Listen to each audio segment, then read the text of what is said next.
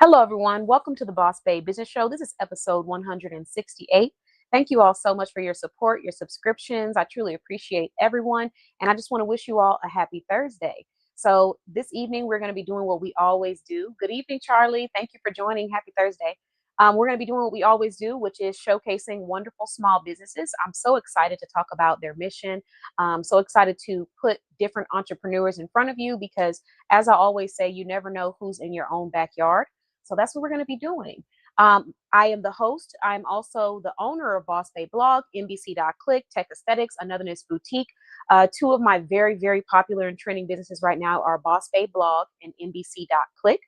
If anyone does not already know about those brands, NBC.Click helps entrepreneurs with branding. So if you need websites, if you need social media, flyers, templates, if you need business consulting and coaching, whether you're looking for it monthly, weekly, those are all options that we provide through NBC.Click.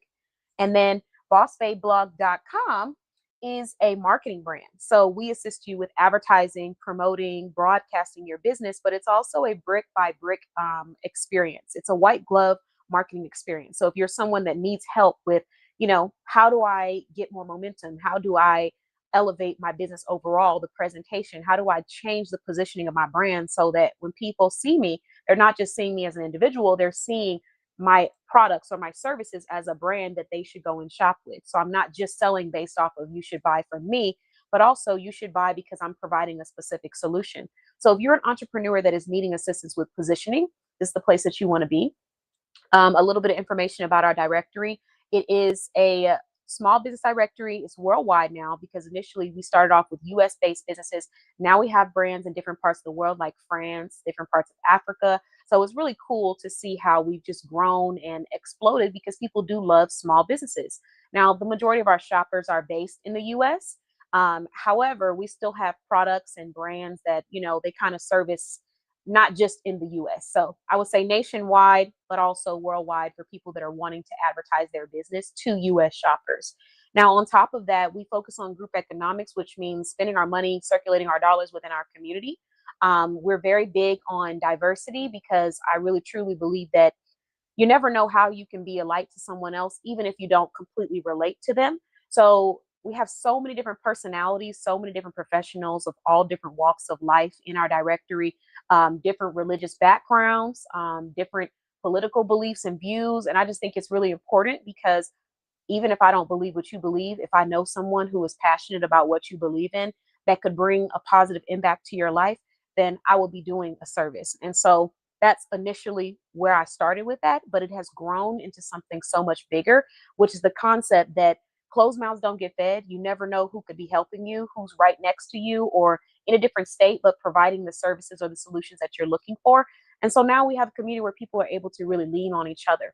We have book publishing, LacoleSmith.com. If you're needing to publish your books, if you're wanting a place to advertise your books, if you just want to be interviewed about your books, if you want a segment on one of her shows in her community about your books or about your business, we have life coaching provided by Tiffany. So Tiffany is a newer member of our directory based out of Wisconsin, and she provides life coaching for leaving toxic relationships, not just romantic relationships, but work relationships, family, friendship. Those can also be toxic as well. We have financial consultants like LeslieSpeaks.net. If you head on over to Leslie Speaks, her website, but also you can check her out on our directory, you'll notice that she provides one-on-one financial consulting as well as group financial consulting. We have other professionals like Stephanie, our boss of the year for 2026. And she is also a financial educator. So there's just so many different areas in our directory where you can be getting support, insight, resources, even if you're not at a place where you're ready to shop yet, whether that be because you want to do more research and make sure it's the right fit, or if it's just because financially you're not at that space. They still have tons of resources and communities that you could be joining to get empowered and network with other people. So essentially, we have created a beautiful small business ecosystem. And if you are someone that is needing that support, head on over to bossbayblog.com. Like I've said in my interview earlier on Lacole's show, we do have a process that's very simple and straight to the point. So if you are wanting to apply, you want to skip the discovery call because you've already heard of us and you're just wanting to find out if you're a great fit, then you're just going to go straight to fill out an application. If you aren't sure yet, you want to ask questions, you have, a couple things you want to learn about, you want to book a free discovery call. You're going to sit down with one of my membership specialists, Felicia, Tiffany, or Nicole, two of which happen to be members of our directory. All three happen to be members of my Facebook communities, or found me somewhere on Facebook social media. So they all have a different level of experience in our communities or our resources, and they all understand what our memberships entail. And their job isn't to sell you on a membership, it's just to give you more information and answer any questions that you may have to help you decide if this is something you're interested in. And if you decide that you are, you can go and fill out an application. And after filling out that application, we're able to review that. And I will know from that application whether or not you would be an ideal client for Boss Babe Blog, and if I would be able to bring that value at the rate that I'm ready to bring it for your business. So that's what that process looks like. And if you're someone that maybe you're starting out, I want all entrepreneurs to know, regardless of where you're starting, we may have some flexibility for you, because I know that for a lot of entrepreneurs, this is our baby, but it's also our heart and soul, because we're funding this business on our own. It wasn't like someone came and said, hey, here's $1 million, promote your brand. You had to work really hard to get there. And either you got grants or you've applied for grants. Maybe you haven't gotten them yet. So everybody's funding status is different. My focus is on if you're an ideal client first. So you fill out the application, and if you are an ideal client and you are needing assistance with a payment plan that makes sense for your funding for your business right now, we can work through that, because what's most important is that we're going to be able to bring value to each other. So with that being said, if you are interested, you can head to bossbabeblog.com. Oh, thank you. Thank you, Charlie. I appreciate you. Shout out to Charlie Shops. She's also a wonderful member of our directory that does custom gift baskets. So I appreciate that, Charlie. It's been really cool. And you guys will see more about some of our international members. I just recently did a blog interview with one of our members who is based in France, but now I believe is in Thailand, or has transitioned, or, transferred to a different place, but she services worldwide. And she does a form of life coaching as well for women to help them slow down and take a deep breath as they're transitioning in their jobs, at work, and just understand the value of their peace over trying to be of value to other people. So, yeah, thank you. I appreciate you. All right, so let's go ahead and get into these interviews. I'm really excited. If you guys have questions, drop them in the chat. The links to all these wonderful professionals are listed on this video already, and we're streaming on Facebook, Instagram, Twitch. But if you're wanting to be a part of the conversation and you want me to see your comments, you want to head on over to our Instagram page. So let's start off with our first interviewee of the evening, and that is going to be lovely entrepreneur who is a verified member of our directory. I've known this entrepreneur for quite some time now. She's come down to our Soft Girl Sunday events. She's based all the way out of Louisiana, and she's all about sharing your voice. So let's bring her on. Hello. Hello, Hello, hello. how are you? I'm doing good. I promise I won't act up. Lacole just interviewed me, guys, on another show. It was interesting. How did you feel about it? It was good. It was really good. That Yeah. was a pause. Okay, so first off, welcome. Happy Thursday. I'm glad we could have you on, Lacole. Did you want to introduce yourself? Yes, my name is Lacole Smith. I'm the CEO and founder of AL Publishing and Consulting, LLC, and I am happy to be here. It's been a minute. So, yeah. Yeah, I'm glad to have you. I love the background, love the sunflowers. We see you rocking the Juneteenth, the colors. We love it. We love. Okay, I see you. So, I'm trying. yeah, you're doing it. I'm glad to have you on. It has been a little while. So, Nicole, today you wanted to talk about depression. So, expand on that for me, please. Well, if you've read my book, you know that in parts of my book I talk about my battle that I had.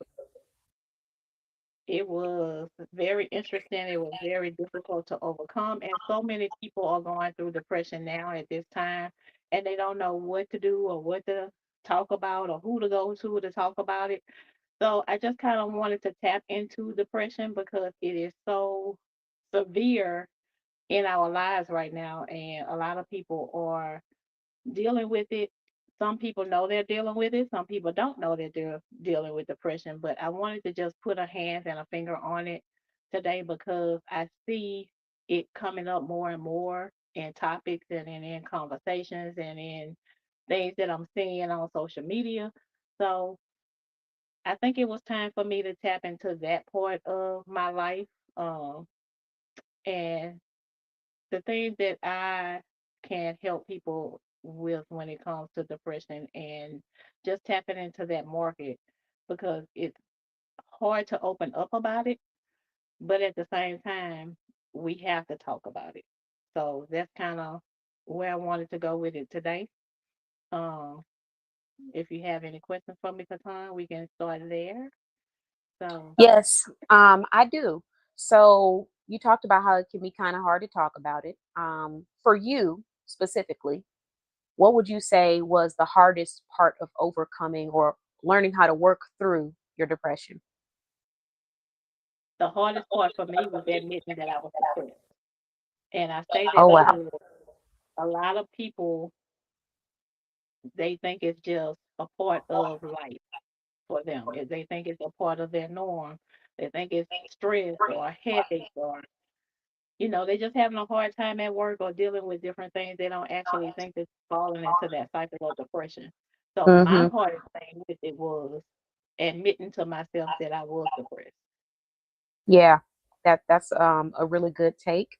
Um, I think that there's a fear sometimes of what comes with it when you admit that you are feeling depressed, because the next question is, okay, well, what now? Like, where do we go from here? And then one thing for me that I had to feel concerned about sometimes was, if I express that I'm feeling depressed, is the person that I'm talking to going to treat me differently, or are they going to take advantage of that information or that vulnerability? And in some cases, that is what happened. But with time, learning that that's really just a reflection of that person and who they are versus a reflection of me. And if they're going to do it, they're going to do it. Whether I show them or I talk to them, I'm vulnerable or not. If that's their character, that's their character. So Right. once I was able to detach that fear or that focus, I was able to really just say, okay, I'm not feeling myself, or I'm going through this right now. So I definitely understand how just even saying the words sometimes feels scary. So after you say the words, what was that next pivotal moment or step for you? Well, even after I admitted to myself that I was going through depression and I knew that I was in a state of depression, I still was in a state of denial. Mm, So I still had to overcome that denial that I had, that wall that I had put up to hide myself from everybody else knowing that I was going through something. yeah, My depression actually led to me drinking a lot. So it was basically, and I guess I could say this, swimming my way out of all the alcohol that I had consumed and surfacing from that. Uh, basically, is where I was at that point yeah, because whatever it is, whatever you're going through depression, you're gonna be drowning in something. You yeah, know, whatever it is that makes you feel calm is what you're drowning in. For some people it's alcohol, for some people it's shopping, for some people a it's big statement. um whatever it is, but it's not the right thing to tap into. And like I say, mine was alcohol because I felt like when I was drinking, I wasn't worried about anything. But then you wake up the next day and you're still going through what you felt. So it's only putting a band-aid on it. If you're smoking, if you're shopping, it's only putting a band-aid on it. Yeah, And for some things, it's putting you in debt because you're steady spending on something that you're trying to eliminate another problem with. So the hard part is swimming out of it. You know, Once you realize that you're in it, you still have to fight to get out of yeah. it because you built a wall around you to hide it, to mask it. So you have to tear that wall down before anything else can happen. That's a really big statement, especially about, the fact that you're the one that's created this wall trying to keep it from other people. It's almost like, we're just adding on to the damage.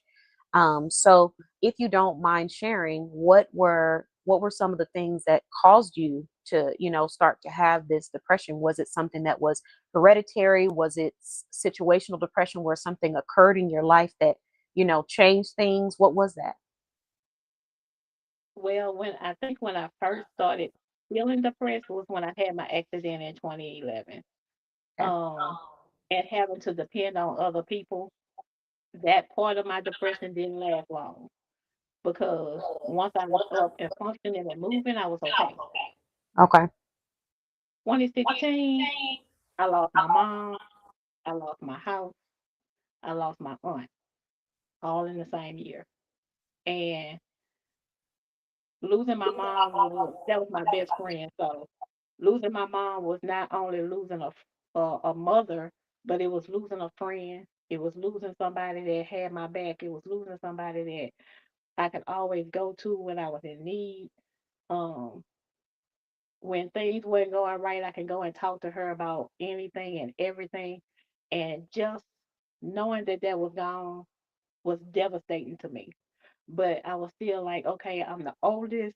I gotta keep pushing. I gotta keep doing all these things. I gotta try to hold it together.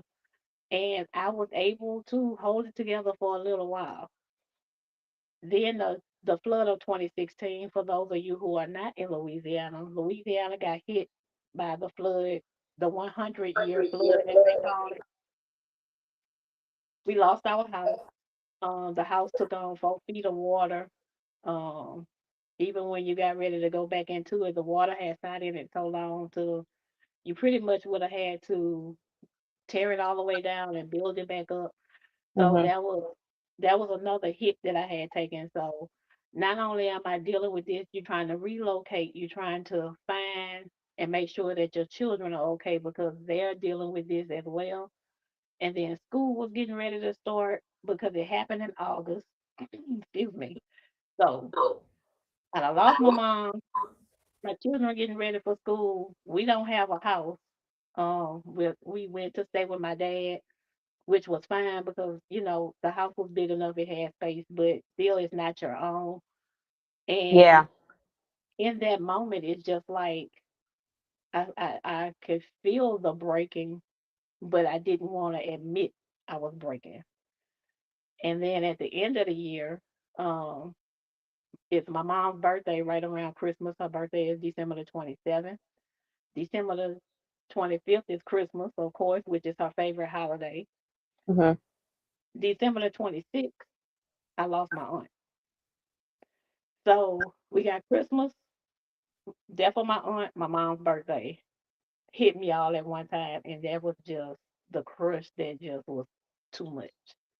Mhm. So as I'm going into 2017, I'm depleted, you know. Yeah. Not to mention, I just got married in November.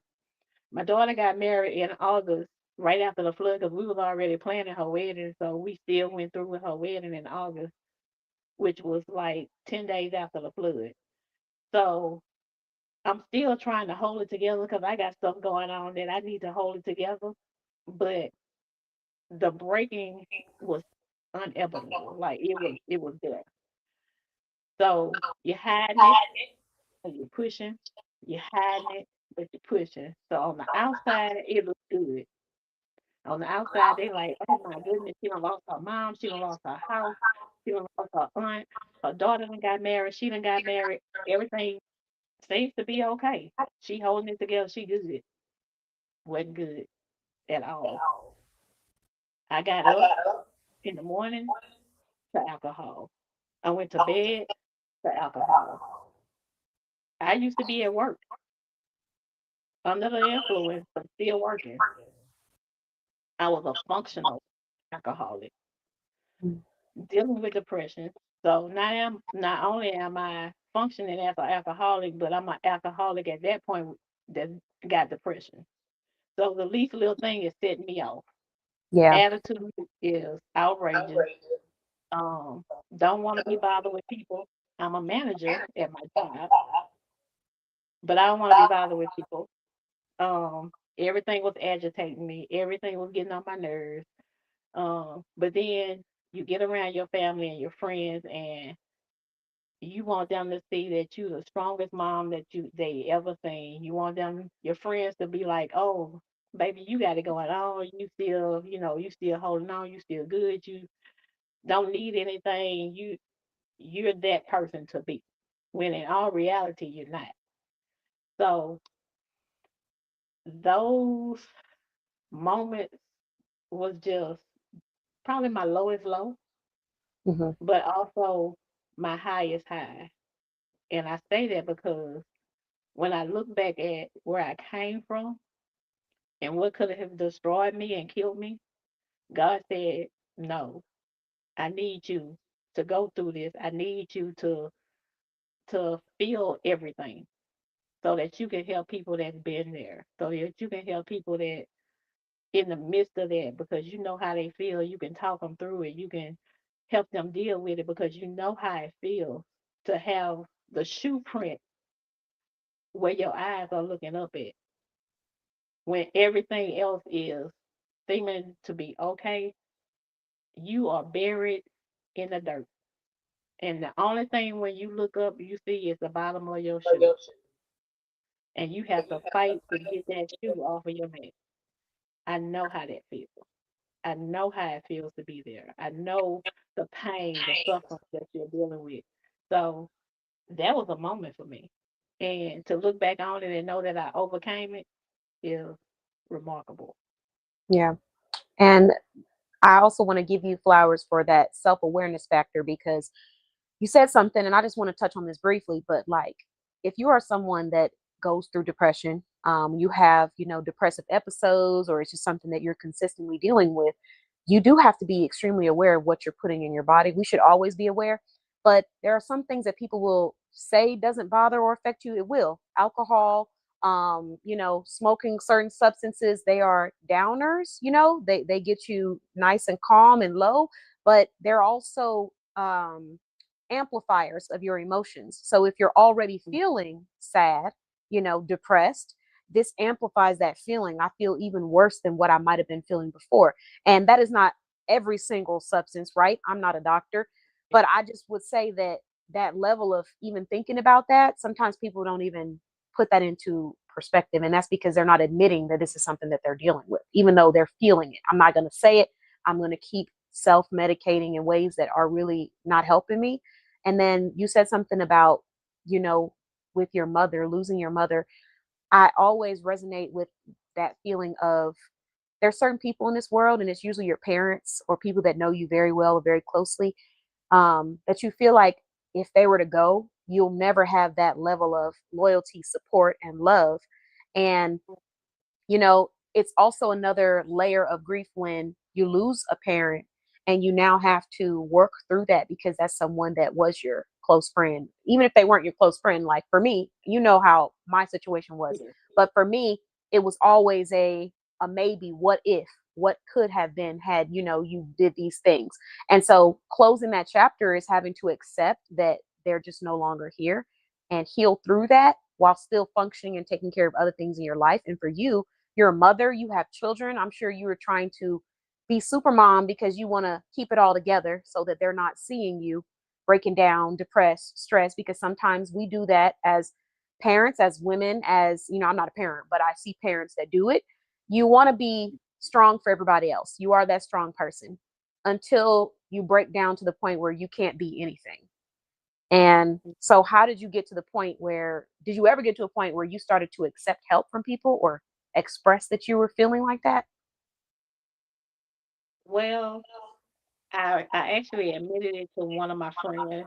He's one of my Hmm. close friends. We've been friends for over 20 years at this point. And we started talking about it. And she was like, "You need to get some help." And I was like, "We don't do that. We don't go tell. We don't put out. We don't put our business in the street. What you mean? Go talk to somebody? Like that's not what we do. We were raised up that what happens at home stays at home. Stays at home. Yeah. What you're dealing with, it stays there. You cope with it, you deal with it, you do what you have to do to get out of it yourself. You don't go talk to anybody. So the next best thing for me was I created a Facebook group that was called Motivational Talk. And inside that group, and I actually still have that group, it was for only women at that point, but now it's actually for both. And I just started saying good morning every morning. How you feel? And I would post, if I felt bad, I would post if I felt good. If I would post if I had something else going on. And at that point, it was just me and my friend. Um, Eventually, another lady that I was working with, she was kind of going through the same thing. So I added her to the group. And we just kind of talked about, reflected, bounced off of each other, kind of, okay, this is what you're going through. This is that. And we kind of just went from there. And um, they started adding people to the group. I started adding people to the group. And eventually, we just was able to kind of talk through a lot of the things because we were expressing ourselves. Now, mind you, years later, years later, I did decide to go and talk to somebody about how I was feeling. But at that point, I had pretty much, I'm not gonna say gotten out of everything, but I was able to cope with the depression. I wasn't drinking as much. Um, I felt like if I needed to say something, I could go to the group and express how I felt that day instead of drinking. Mm-hmm. Um, but that took years and years of work, years and years of just focusing on trying to be the best version of me because what I didn't want was my children to see their mom always drinking. And for years, they didn't even know that I was drinking. They were grown when they found out I used to drink. And to me, that was like, okay, I did good. In reality, I just was good at hiding the truth. Mm, So um, now when I look at my children and I can see when they're tapping on some of the things that I was tapping on because I see the characteristics of what I was going through. I can pull them aside and I can talk to them because I've mm-hmm. been there. So whenever you've been through anything, it's easy to go back and say, okay, you know, I can I can help you through this. I've been there. I've done it. But I had to allow them to know that this was something that your mom did. So I had to admit to my children that I used to drink all the time. I was functioning as an alcoholic. And to let them know that and to have to put that out there on the table probably was one of the second hardest things I had to deal with in life. But they needed to know Yeah. because how can I say I'm gonna help you if you feel like I've never been where you were? So I had to admit that I've been there so that I could help explain some of the things that they were going through and why this is what I say.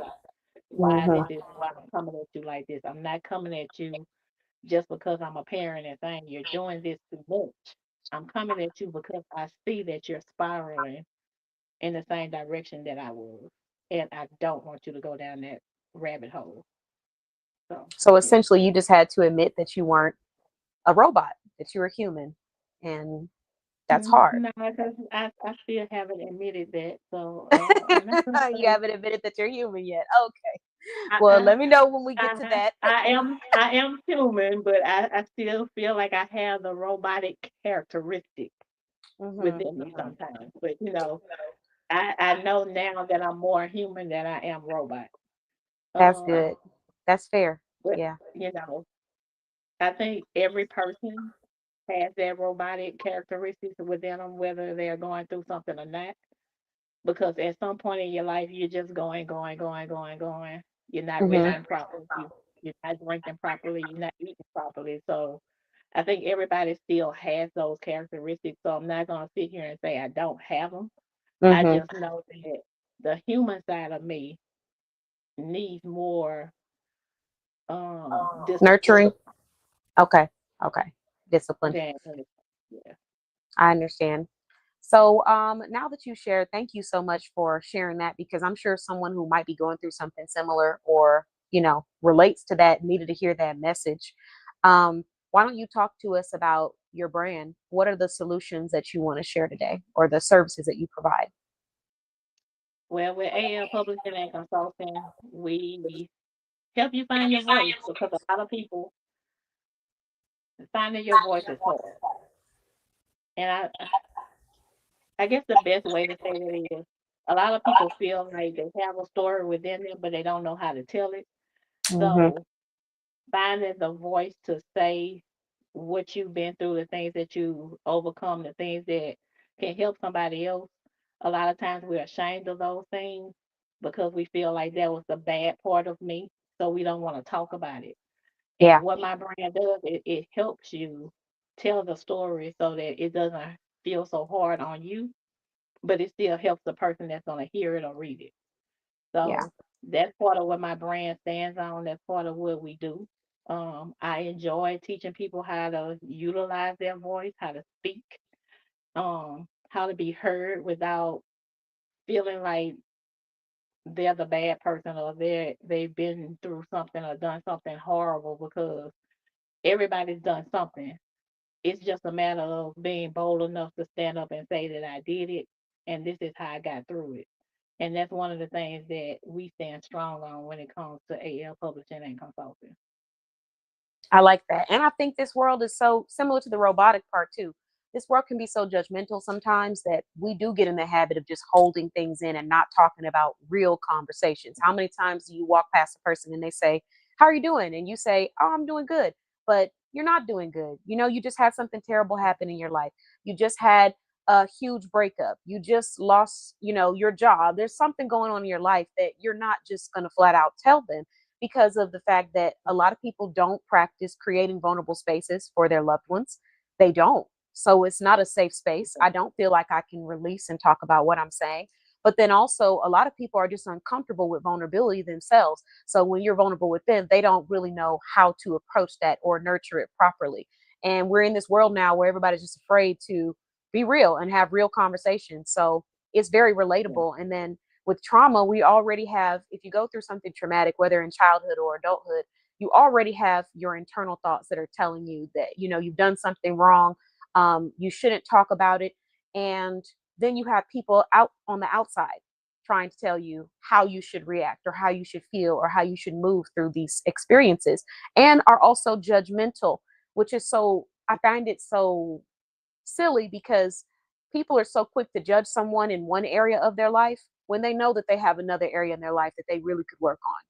How many times has a person judged you for a relationship? Like maybe let's say you're in a bad relationship. You'll have people who will talk about you as a man or a woman because you're in this bad Mhm. relationship. They'll make fun of you, they'll talk about you public, privately, but they might be bad with finances. So Right. does that mean we're supposed to laugh at you and talk about you? Right. But but we forget sometimes. People get on that pedestal where they forget, hey, wait a minute. I have things that I need to work on as well. And what I really want somebody judging me for that. So I relate to that also. There's so many experiences that we could really learn from other people who've been through stuff if we were less judgmental as a people and just listen, because they could help us with preventing things for the future. Um, but unfortunately, you got a lot of people who just don't understand that.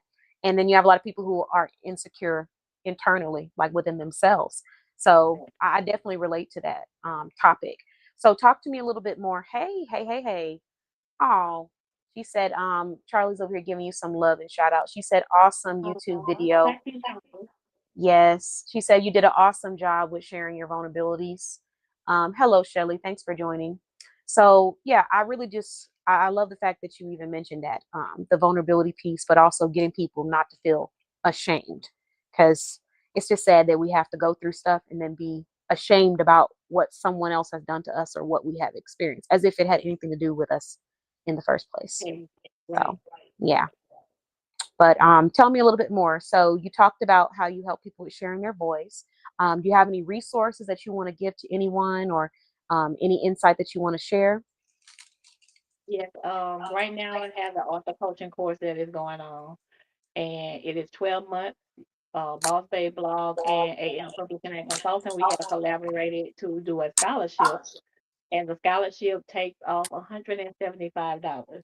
So it brings it down to $25 for full month of information that you can get about writing your book. And I promise you, by the time you finish with the course, you'll be able to write a book, publish it, and see your work. Um, we have a 100% success rate. So everybody that's been through the author coaching course or the author mentorship one-on-one have published a book and are on to their second, third anthology, all of this. So it's not like we're just doing it and saying it. We actually have the proof to back it up.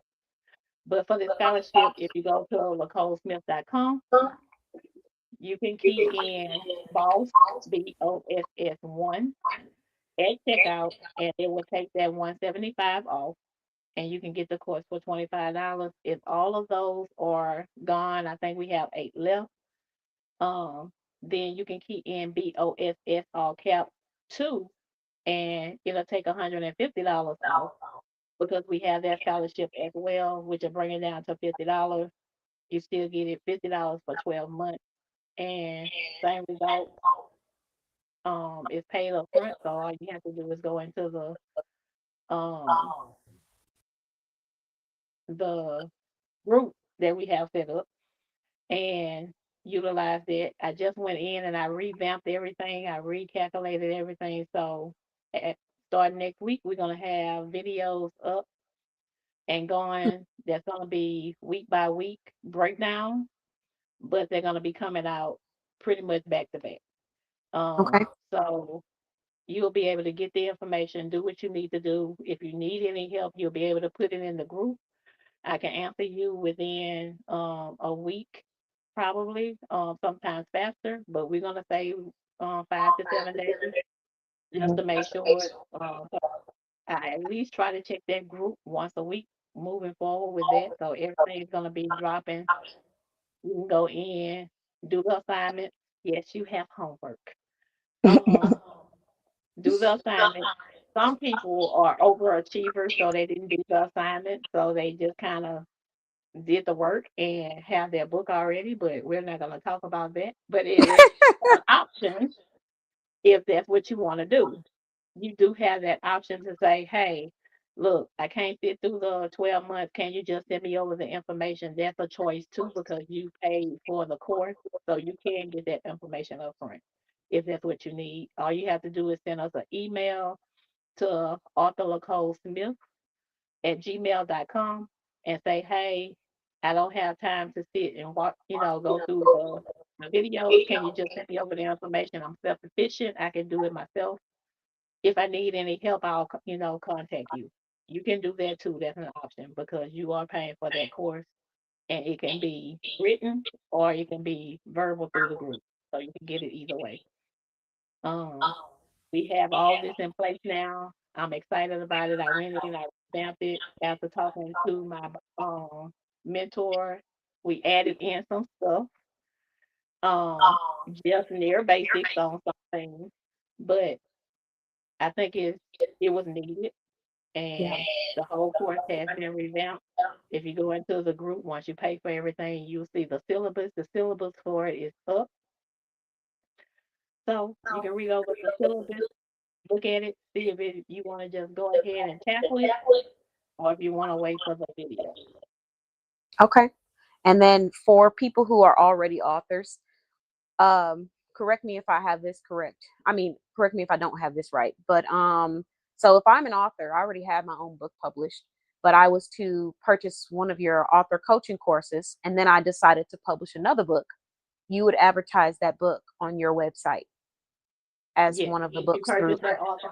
if you Okay. purchase that author coaching course and want to be listed on the website, if you go through that and publish your book through AL Publishing and Consulting, yes, you can. Okay. All right. So, do you have any other resources you want to talk about the complimentary interviews that you're doing for authors and entrepreneurs? Yes, This is the show she was talking about earlier, everyone. uh, Motivational Talk Dialogue and Show. You can sign up also at lacolesmith.com. You can go in. We have a complimentary show that you can sign up for. It's 10 minutes. People say, oh, I can't get that information out in 10 minutes. Yes, you can. You can get it out in 10 minutes. You can put your information out. in that 10-minute show. If you feel like you need more time, we have the option for you to sign up for a longer period of time as well. So don't feel like, oh, I can't do it in 10 minutes. It that one's just not free. The other two options are not free, but it gives you an opportunity to still tell your story and do what you need to do. 10 minutes is more than enough time to get your point across and have people interested in what you have to say. Okay. I did just drop the link for anyone that wants to be interviewed on her platform. This is for authors, entrepreneurs, creators, even people that aren't entrepreneurs, creators, or writers. If they just come on, they're wanting to share a message, correct? Yes, it's for community changers, advocates, because they do have people like I'm a cancer advocate. Hmm. So if you are somebody that's passionate about something, you can come on the show and talk about why you're passionate about it and the things that you're doing in your community to, change the game. You can come on about that as well. Okay. We are not discriminating. We just trying to make sure that your voice is being heard. Okay. Well, thank you very much. Is there one message that you would like to share with the audience, message of inspiration before we move on to our next interviewee? My message would be never give up. No matter how hard it gets, no matter how difficult it gets, the only way you won't succeed is if you give up. So don't give up. Keep pushing, keep going. Okay. Well, thank you very much. I appreciate you for joining us, Lacole. And I also appreciate your vulnerability, like Charlie was saying, because it gives other people the courage to want to share their story. Even listening to you talk about some of the things that you went through and then reading your book and learning about some of the things you went through, it definitely inspired me as well. And it reminded me of that importance of even if you go through something that's not positive and it may feel like it's not a good thing to share, you could really be helping somebody else who's going through the exact same thing right now and doesn't have any guidance or support through that process. So, it has inspired me to start on my own book about some of the things that I've experienced that I think could help adults and also young teenagers, people that are transitioning out of teenage into adulthood. So I do appreciate your inspiration, your support. Thank you for being a member of our directory. And yes, we just look forward to seeing you again on the Boss Day Business Show. And thank you for having me. I appreciate it. Of course. You have a wonderful evening, and I'll leave your information. If you want to share anything else, any links, interviews in the comments, you're welcome to do that too. Okay, will do. All right. Thank you. Bye bye. Bye bye. So, thank you for your interview, Lacole. I appreciate you as always. We're going to go ahead and move on to our next entrepreneur this evening. So, this professional is also an author. She's not necessarily here for authorship this evening, though. I want to bring her on to give a quick little, a little break in between. We have some wonderful authors tonight, but I'm going to show her off. She's in the fashion industry based out of Texas. Let's bring her on. Hello. Oh, hold on. Oh, Hello. how you doing? Good. How are you? Technology. I'm doing good. I'm doing good. I'm enjoying the interviews as always. Even though I've interviewed a lot of professionals more than once, I feel like I learn something new every interview, just about for each person. So, learn something new from Lacole tonight. Did you enjoy Yes, the interview? I did. It was really good, and especially about the depression because it's this time everyone is going through something. Mm-hmm. So Yeah. it's yeah, it's This hard. economy, the Yes, politics, the yes, gas prices, yes. the food The food, prices. yes, Oh my everything, God. everything. Squash costs 2 to 3 times more than what it used to cost. Squash. Nobody eats squash. I used to pride myself in going to get squash because it was cheap and it's healthy.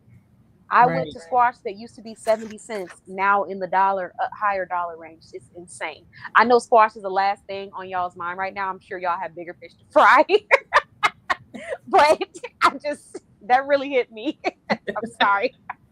I'm a big bag. But, anyways, we were worried about squash, the price of squash. Oh, I cannot. All right. I like to eat, y'all. So it's affecting me the most in the food area, personally. But you are correct. People are going through a lot right now, Conitra. So let's give them a little refresh, something light to think about tonight. But before we do, please introduce yourself and tell us what you're going to be discussing tonight. Hi, everyone. Happy Thursday. My name is Conitra Cowans, and I am founder of Bougie Steps Boutique. I am based out of Texas, originally from Tennessee, Memphis. My discussion is going to be using your business platform to raise awareness about domestic and narcissistic abuse. Okay, wonderful. I still can't get over the fact that squash was the first thing on my list of complaints. But what is wrong with me? But anyways, oh my goodness, Conitra, thank you for joining us. I'm so glad that you came on, and your conversations are always powerful. So let's talk about it. Tell me more about this, using your platform to raise awareness for domestic abuse. Yes, for Bougie Steps, I use the platform but for fashion to lure in confidence, because confidence is one big thing that for me was taken away from me. Mm, Um, I grew up in Tennessee. I was sexually abused by a family member at the early age of 15. So I still had that confidence, but when I went into another relationship and got married, that confidence was kind of taken because they always were using words to put me down, different things that didn't look right. And it kind of like pushed me down. But before the relationship, I was, you know, myself. And we went through the relationship, I saw myself changing. I saw myself being more standoffish, kind of.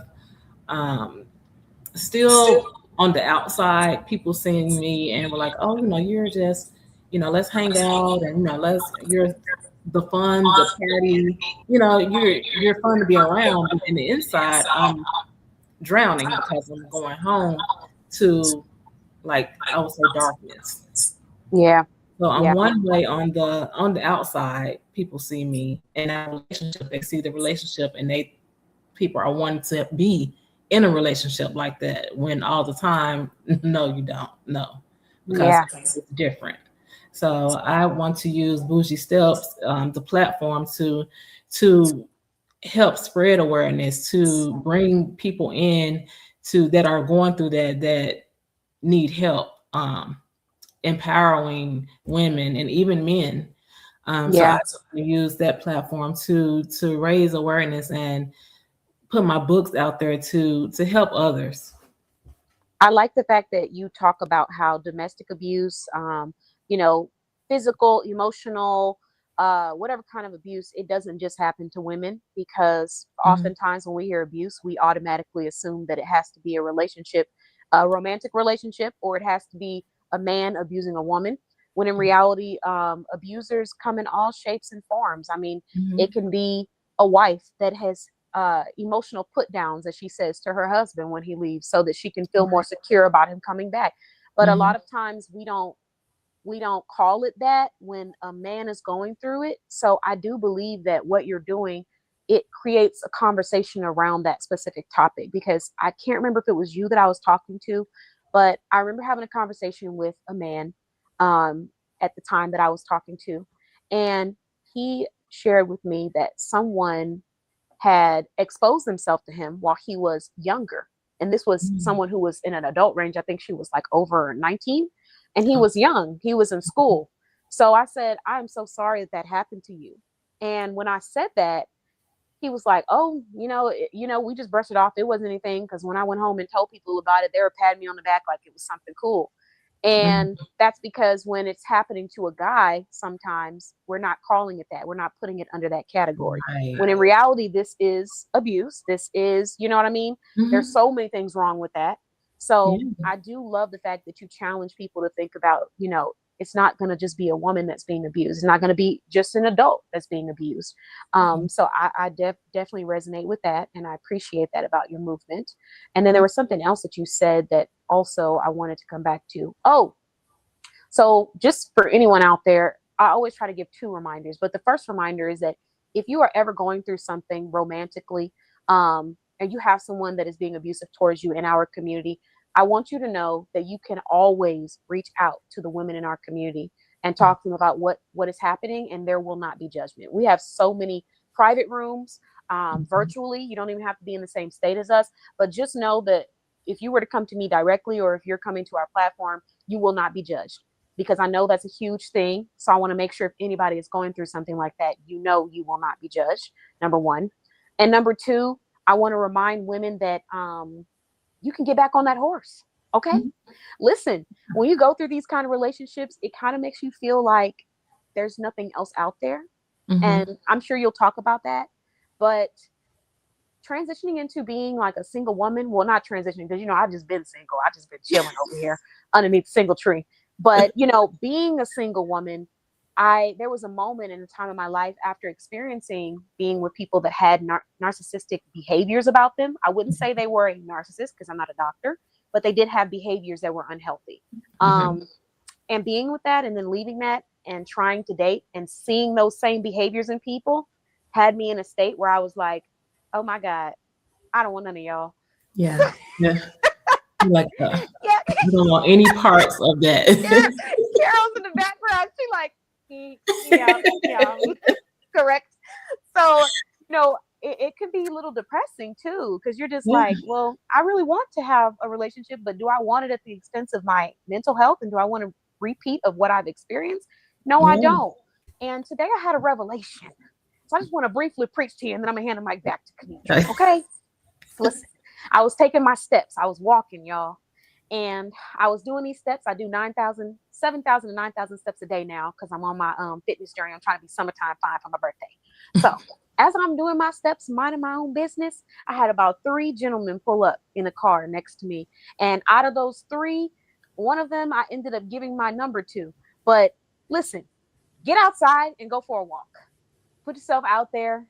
Go to Yeah. different environments. You don't have to do anything crazy. You don't have to be at a club on a rooftop screaming, from the ceiling. If that's what you do, you do it. But just know that you got to put yourself out there, Mhm. because when you just step out into your natural space, that's when organic conversations happen. I had Right. somebody pull up next to me and they thought I was their age, and I had to tell them, baby, I could be your mama or your sister. Keep going. But then I had another person pull up next to me and he was like, I just want you to know that you are absolutely beautiful and I hope you're having a great day. Mhm. Yeah, I like that. Let's start conversations off like that more often. So I Yeah. said, you know what? I appreciate that. He said, are you busy? Are you in a rush? I said, I'm not in a rush. Do you have a man? Are you single? I am single. Can I call you later? Yes, you can. So, just for Hmm. anyone that's going through a rough patch, I need you to know that sometimes it's just about being your natural self. And when you Right. go into environments that you naturally are in, you can be around people and experience that fun side of dating and relationship. Mhm. Doesn't mean that you'll be getting married, doesn't mean that you'll be in a relationship, but that was a positive for me. I said, you know what? Let me get out here and walk around this block a little more often, because what y'all got going on over here?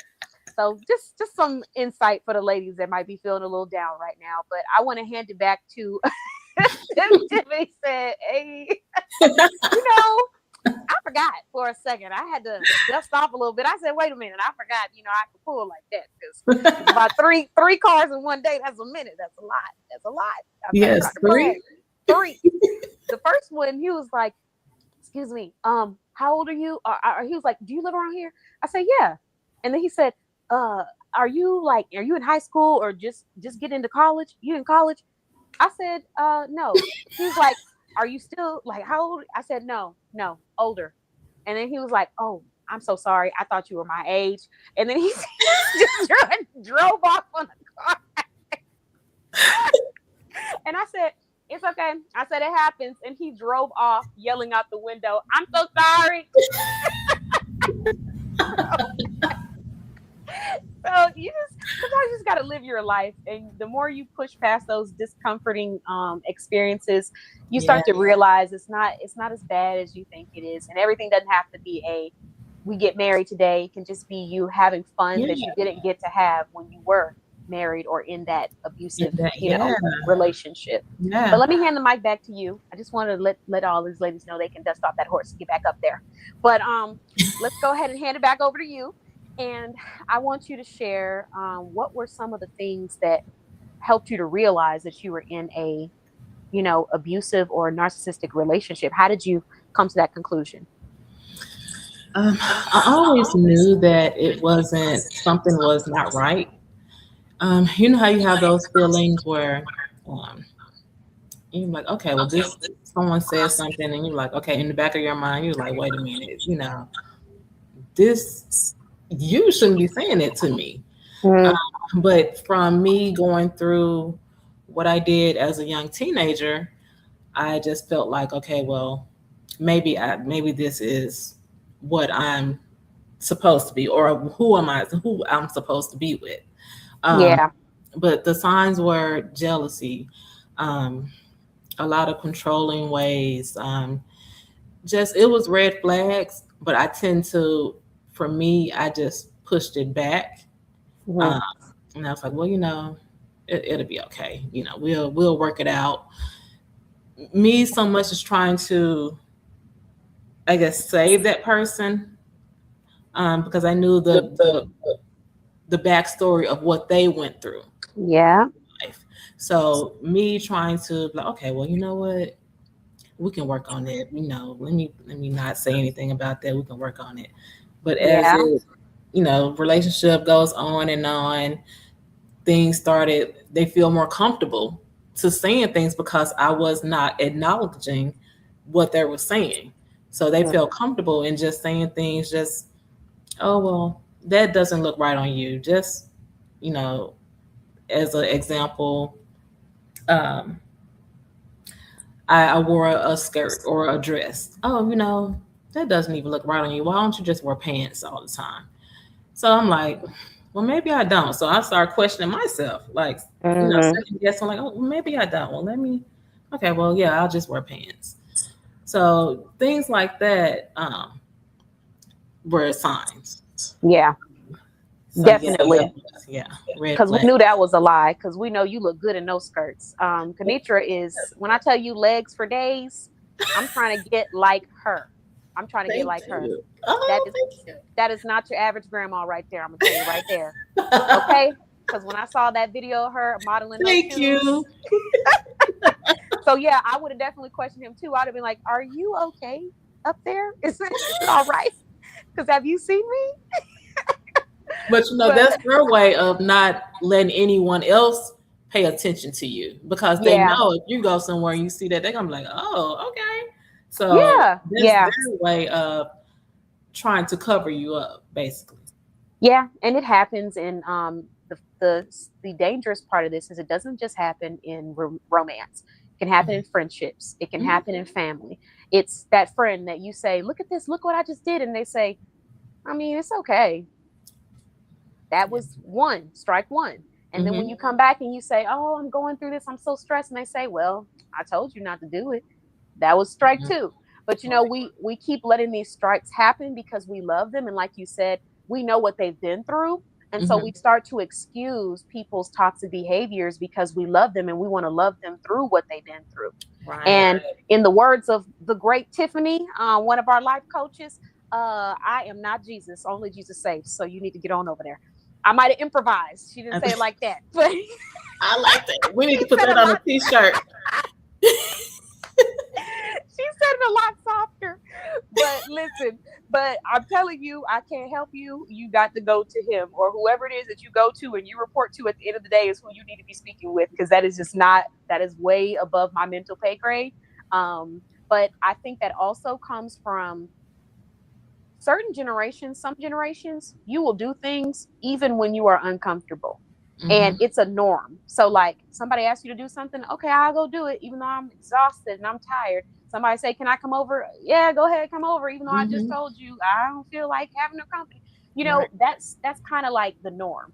So we Hmm. get into this space where we're just trying to do and help people instead of acknowledging how we're feeling about it. Hmm. And we have to sometimes just say, "You know what? I love you. I know what you've been through. I understand why you're like this sometimes, why you say things that are negative about my dreams or about what I'm going through, but it Mm-hmm. doesn't excuse it. And for that reason, I'm going to give you space. And Yeah. when you get that together, we can have those conversations again. But if you Mm-hmm. can't get that together, we'll never have those conversations because I Right. can't let you in on that level. Mm-hmm. Because mine is, I'm sorry, I didn't mean to burp in y'all's face. I forget these mics are strong. But mindset is a big thing. Like Mm-hmm. it's contagious. Yeah. So they start off with a little picking at you here and there, and then next thing you know, you're picking at yourself and Mm-hmm. asking yourself what you need to be doing more of or less of. Right. And it's a slick way of doing it, but not just in relationships does this happen. So I do have a question I'm curious about, because being someone who's experienced relationships that were not the most loving because they were coming from people that did not experience love on Right. that level. Mm-hmm. Um, what was one of the hardest things for you to hear or go through in that relationship? And how did you heal through that after experiencing that?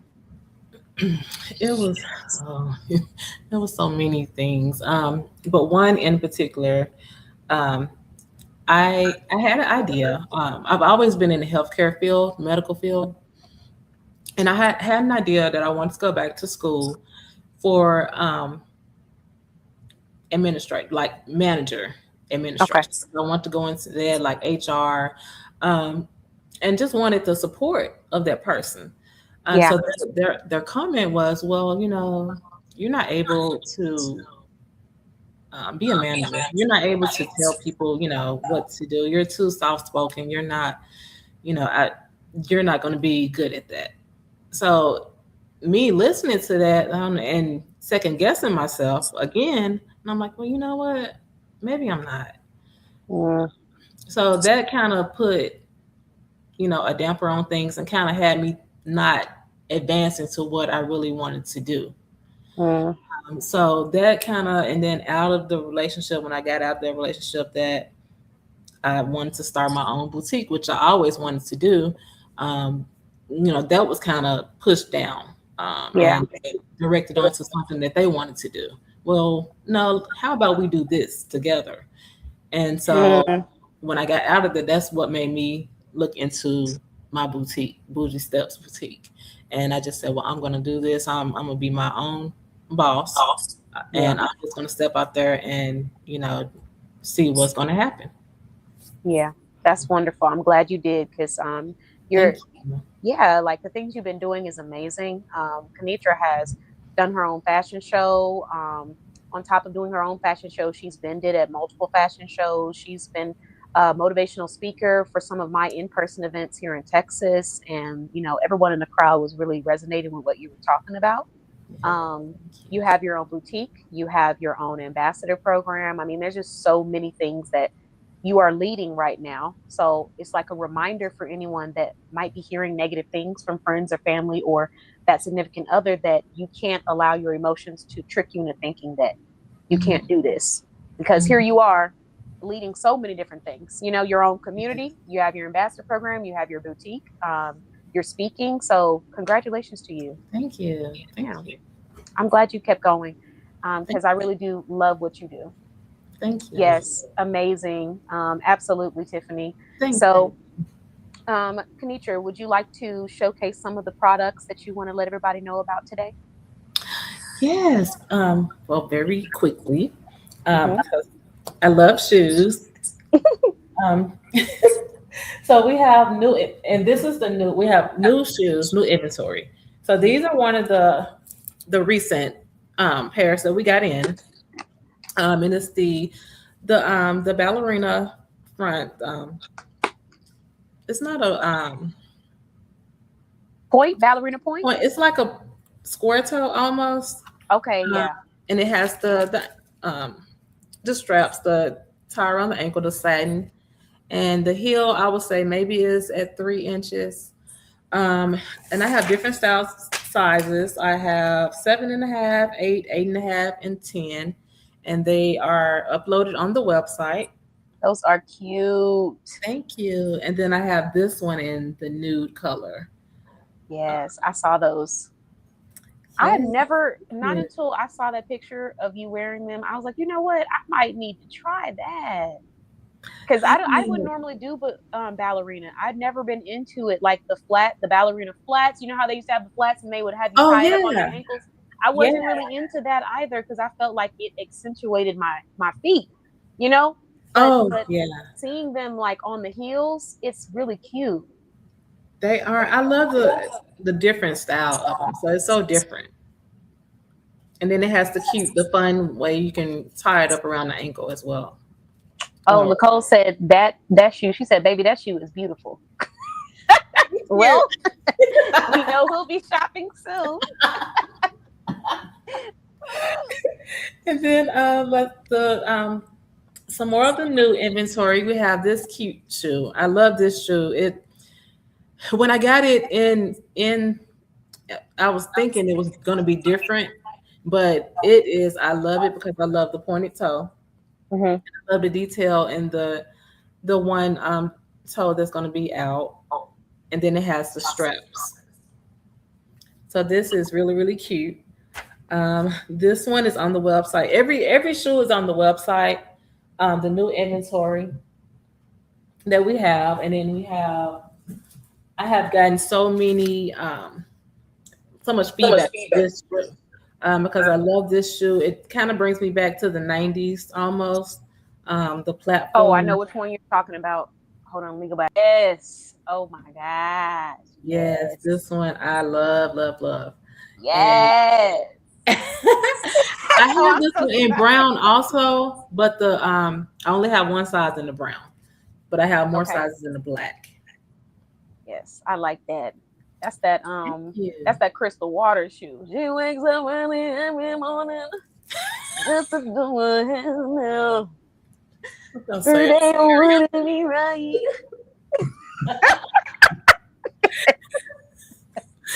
Let me save that for karaoke night. I'm sorry, y'all. So this one is a different type of shoe. This shoe, the heel is different, and then it has it's like the thong sandal, but it has like the thin strap on one side, and then it has the thicker strap on the other side. These are really, really cute. I love the different design of it. So I have those are cute as well, and I know those are comfortable too because it's that lower heel. Yeah. Yes. Yes. Thank you. I only How have much are those?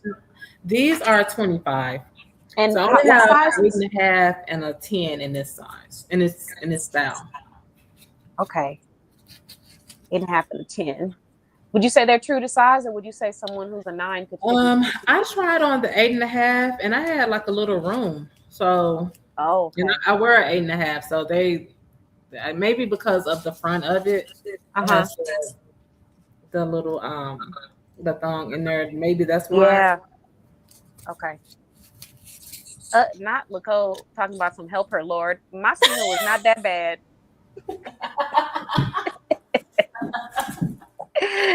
And then we have this. Oh Lord, she talking about will it support all this fat back? What is?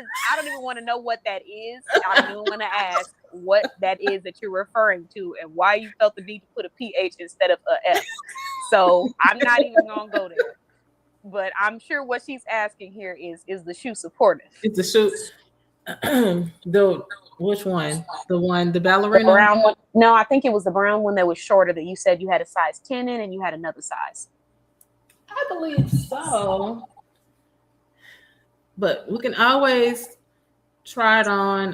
You can try it on and when you're here and see if you really like it or not when you come back down. So this other shoe I have is a really different type of shoe. It has the bling on there, and then it has the gold chain. Mm-hmm. So it has the rhinestone, and then it has the gold chain in the middle. Okay.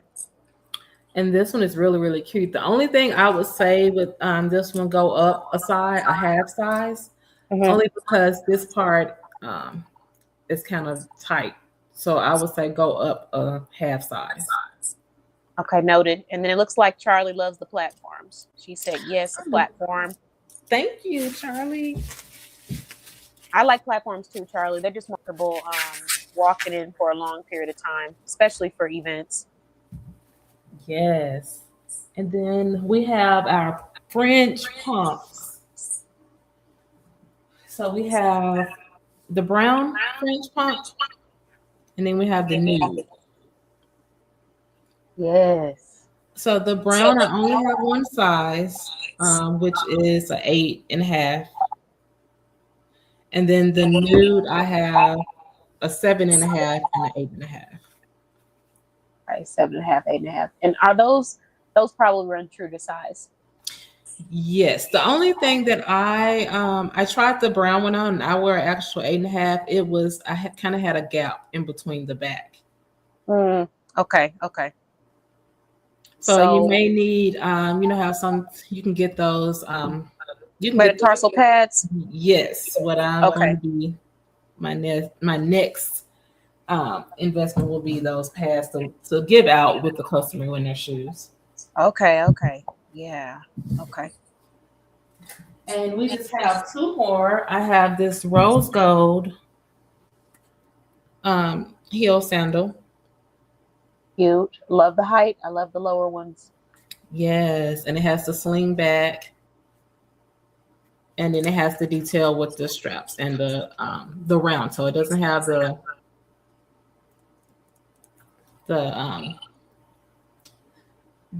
skin, not the I can't even think.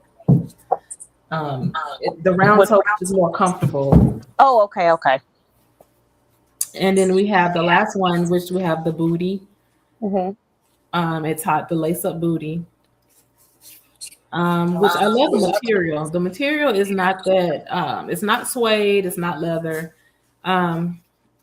It's kind of like that material where it doesn't, you know, you don't have to worry about if it's suede, you're going out and if it gets your shoe gets wet or anything like that. Uh-huh. Maybe polyester or something like that. Some Yes. kind of All polyester. right, yes, polyester. Mm-hmm. But this is, and I love the heel on this. It's not too high. So those are cute. I like those. Inventory for now. Everything is uploaded on the website, and then we also have our sale on our other shoes: the $10 sandals, $20 heels, and $30 boots. Okay, one last question. For those platforms, the crystal waters, how much do those cost? The crystal water. Oops. Sorry. I'm gonna rename those. So those are 40.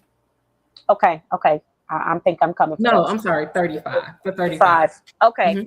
And anyone that wants to shop with Conitra, I did drop her website in the comments, but also you can use my code KBOSS, capital KBOSS, and you're going to get 10% off of your purchase. So I'll just put that in the comments for anybody that's interested. Yes. Oh, and then we also have a great promo. You get you purchase $65 or more, and then you receive 2 free ankle bracelets from Shell with Bling. Yes. Okay. That Bling with Shell collab is amazing. Let me pull this up. So that's what she was talking about. 2 free anklets, $65 orders. And then she's going to go and find anklets that match your shoes with Bling with Shell. Bling with Shell happens to be another business that is listed in our directory, and they're also a sponsor. So that's her website and her information if you just want to shop directly for jewelry. But if you wanted to get 2 in 1, then you can just spend $65 or more at Kanitra's boutique, and then she will get you 2 anklets and ship them to you. Yes. So I'm excited about that. I'm definitely. Yes, I love that. Oh, a good ankle bracelet. You can't go wrong with that. I know. I love ankle bracelets. I wear them so much. Like, it just really elevates the look. I have fun with it. Yes. Okay. So thank you for showing off all of your wonderful pieces and also bringing light to a much needed conversation about knowing the signs, seeing the signs, Mhm. and having enough courage to think, what if this person is wrong and I need to get out of here, so that you Right. can accomplish all the things that are meant for you and, be in your calling. So thank you again, Conitra. Thank Did you. you want to leave any last positive message for anybody in the audience that might need to hear it? Um, yes, always value your self-worth. Never let anyone take that away from you. Um, if you're going through any type of issue, abuse, or anything like that, try to go speak to someone, anyone that you're close to, church member, any organization. Like you said, we have so many in business owners in our group that you can go to, and it won't be blasted out. You can just go separately, Yeah. talk to them, and just get someone to talk to, and try to get help with that situation. Yeah, I definitely agree. And we actually have free life coaching sessions right now. If anybody needs one, Yeah. Tiffany is offering them for 20 women. So you just have to go to her website, book one. Actually, no, it's for 20 women and men. So Mm. yeah, I had to think which life coaching. So if you go to Tiffany's website, you can book a session with her, and she will walk through with you ways that you can navigate through toxic relationships that you're trying to transition out of, or that you're still just trying to process and learn how to deal with at this moment. Right. So, and then also, Shelly said her ear is always here. Thank you, Shelly. And Mhm. let me drop that free link for that too.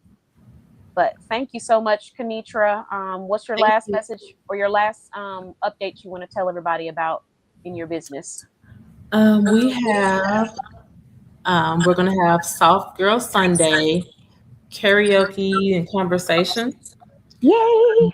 Yes, it is on Sunday, the first Sunday in July. Mm-hmm. It's gonna be amazing. Bougie Step is gonna be there as a vendor. Um, Katan is gonna be hosting. We're gonna have karaoke, um, DJs, photographers. So yes, it is going to be a great place to be and a celebration for the both of us. I know, celebrating our birthdays. So if anybody can meet us in Texas, it is free to get in the event. All you have to do is register. We're going to have karaoke, cake, and conversations. And you can dress up in any shade of pink to represent and celebrate Kanitra's birthday that is in July, or you can dress up in any shade of red to represent and celebrate my birthday that is also in July. So if y'all want to come out and have a good time, meet us there. And I can be Crystal Waters for you in real time. All right. Thank you, Conitra. You have a wonderful rest of your evening. Thank Okay. you. Y'all have a good night. You too. Okay, so we're gonna go ahead and get ready to interview our next entrepreneur. And I'm loving these comments over here and the encouragement. You are very welcome, Lacole. She said, thank you, Katan. Thank you so much for the opportunity on the show. And she said, hello, everyone. You are very welcome always. And no, no, not sugar mama status. I didn't even see that comment. Shelly talking about, okay, sugar mama, because I talked about how that the kid was writing. We not there. We not there. I don't think we'll ever get there. But I do appreciate you. I'm just trying to let the ladies know that there's things out there. All right. Now whether you take it, it's on you. Okay. And let's see what else we got. Not I cannot with you, Lacole. Not you trying to hide from your coach. She said, don't say that too loud. My coach is on here. Okay. Thank you guys so much for your feedback. I appreciate you all. Yes. Oh, that will be awesome. Okay. Let's go ahead and bring on our next entrepreneur. Make sure you guys give her a warm welcome. This is her first time interviewing on the Boss Babe Business Show. And just from a small conversation with her, I was really able to see just a highlight of what her mission is. And that is really to have those healing conversations and inspire people to maybe start their own healing conversation as well. So let's bring her on. Let's learn more about her. Hello. Hey, How are you enjoying the show? I have been loving the show. It Good. is a breath of fresh air. Let me just say that. Lacole was amazing. I Yeah. loved it. Just her vulnerability Yeah. and ability to take a step back and say, you know, I had to get some help. I had to get some help. So Yeah. Yeah. That's a hard thing to do, especially Mhm. when you're used to doing it by yourself. Mhm. Yeah. Very much so. So, Carol, would you like to introduce yourself and let us know all about you? Sure. My name is Carol Clay. I am a teacher. Mhm. I am a licensed athletic trainer in Texas. Okay. Um, Oh, you Texas babe. yeah, I'm a Okay. Texas girl. Yeah, I'm a Texas girl. Okay. And currently, on May 21st, I published my first novel, and so I am excited about it and would like to talk about it. Thank you. Thank you. Yes. Congratulations. Shout out to you. So you said athletic training educator as Mhm. well. Mhm. So wow, what grade? So I teach 10th graders. So Woo. I have several teen certificates, but the one I use now is for health science. So my students want to go into the medical field. Oh So wow. because I have an athletic training license, I can teach health science classes.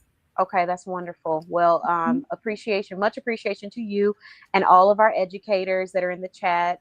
We have a few. Actually, the person that said welcome, Charlie, she's an educator or was an educator. But you guys are doing the Lord's work. And I mean that in the best way. And only an educator will understand what I mean when I say it, because Yeah.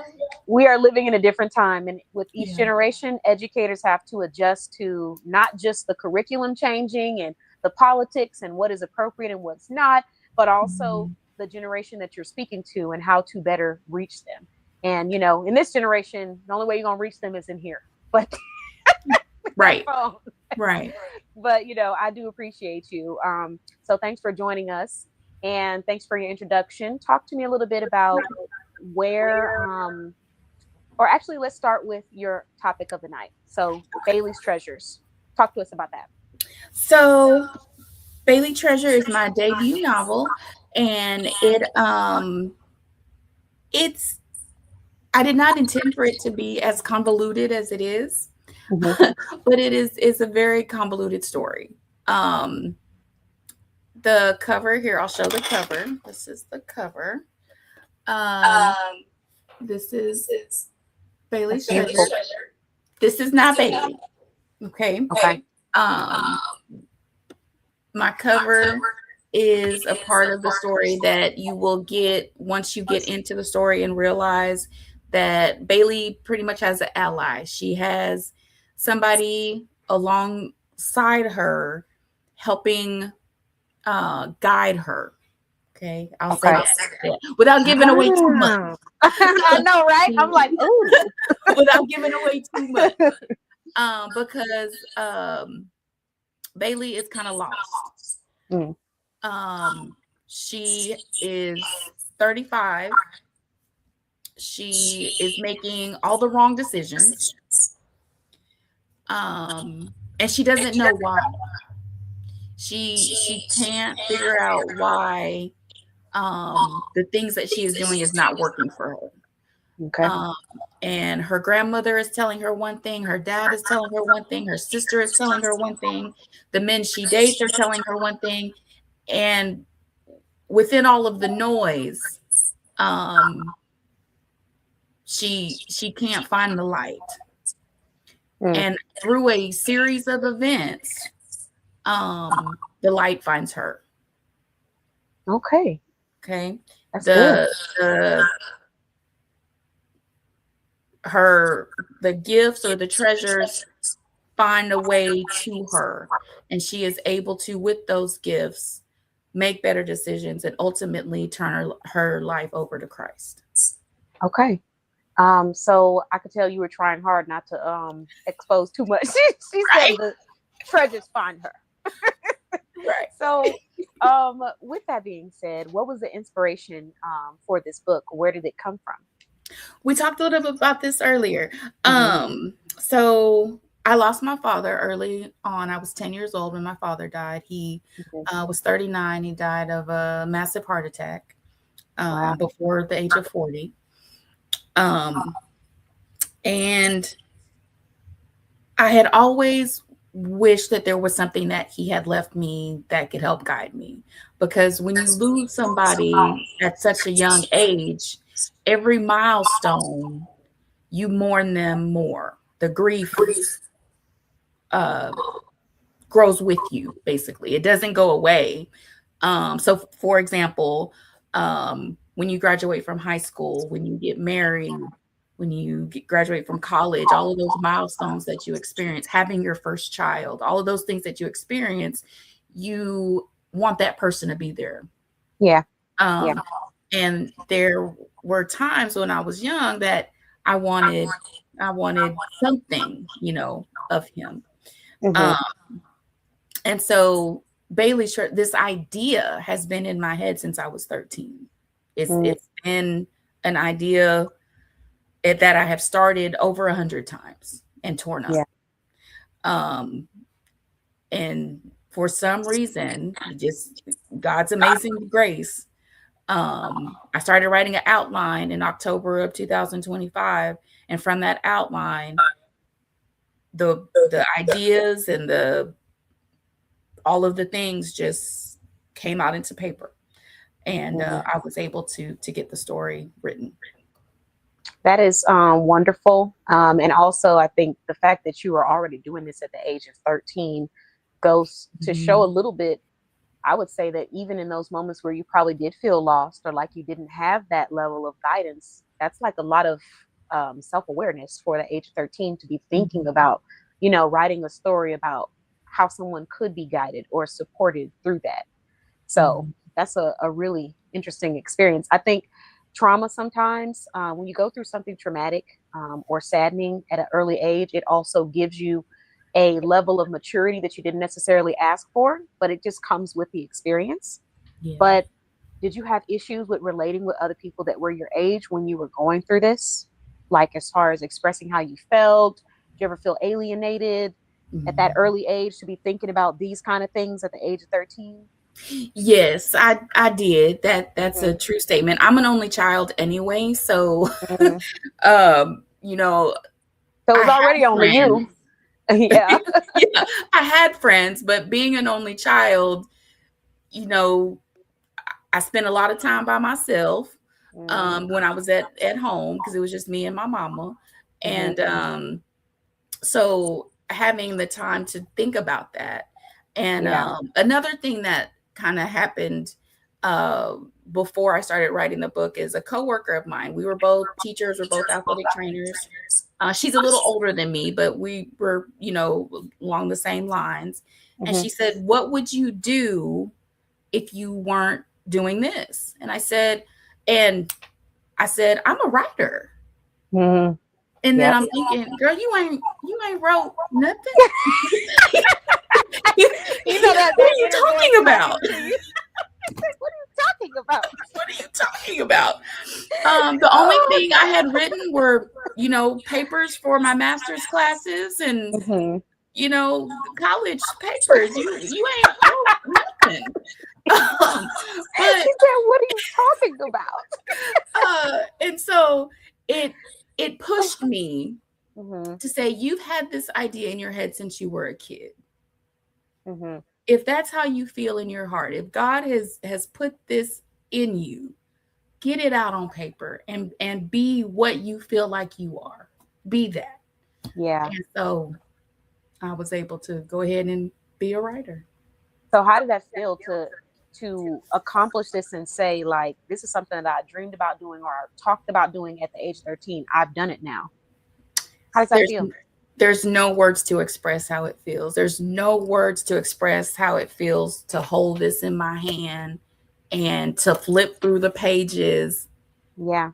And to know that it's accomplished. It's like, it really is like giving birth. And I know that's terrible to say, but it really is like you're gonna scare some people now. I've had 3 kids.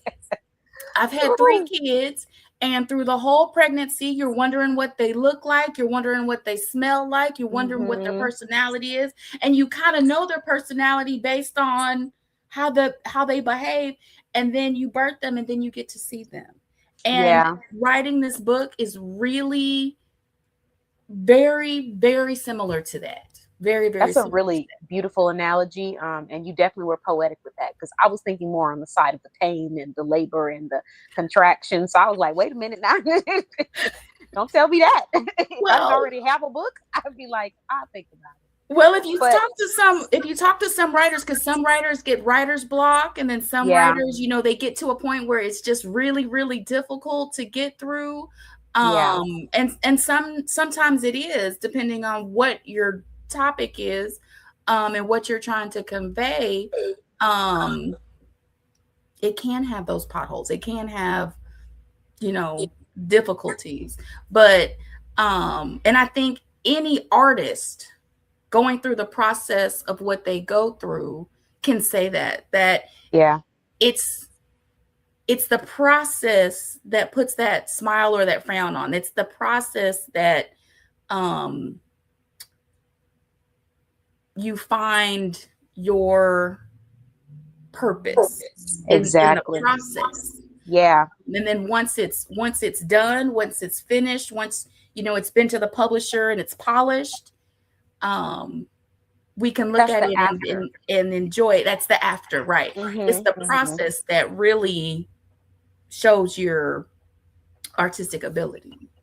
I definitely agree with you on that. I think a lot of entrepreneurs get stuck in, what best way to say it. I guess they get stuck on those results. They get stuck on the Hmm. after, Hmm. and they lose the reality of, you got to enjoy the process. You have to be Hmm. in your calling for you to get to the after. Yes. So once you start to really enjoy what you do and think about, how can I make this enriching for myself, that's when you Hmm. start to feel the proudest.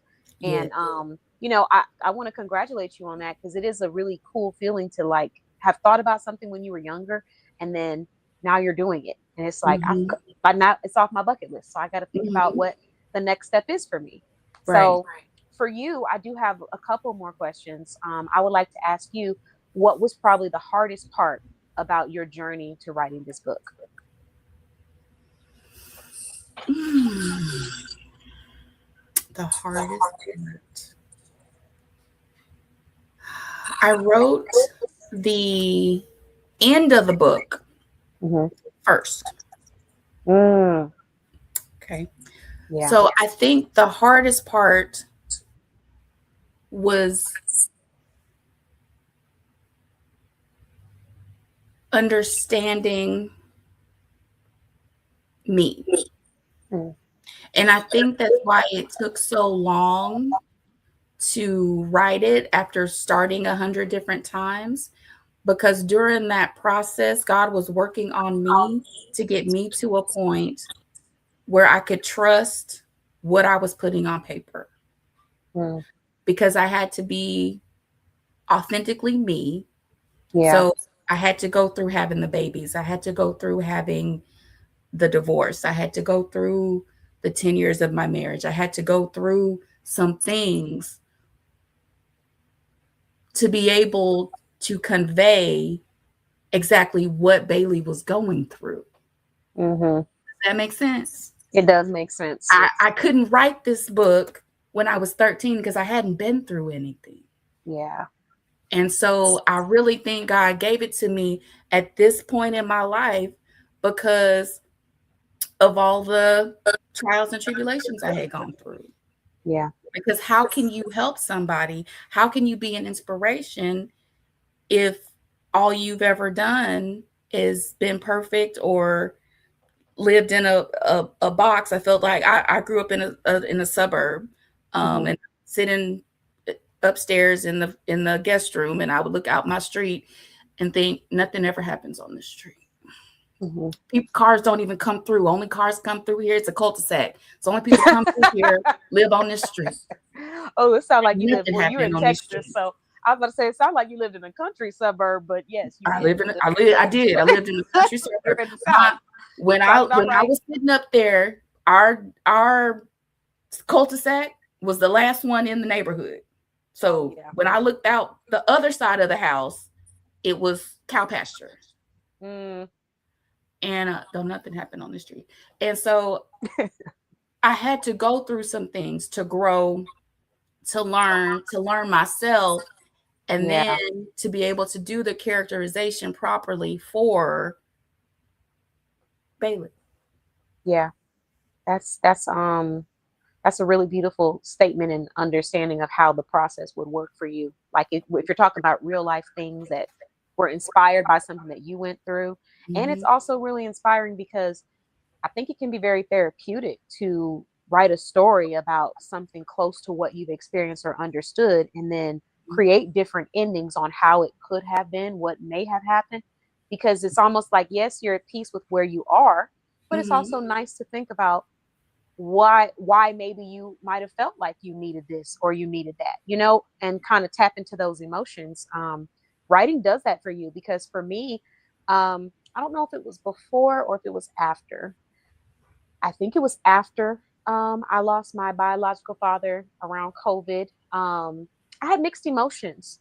And I think Mhm. part of it was because of our relationship.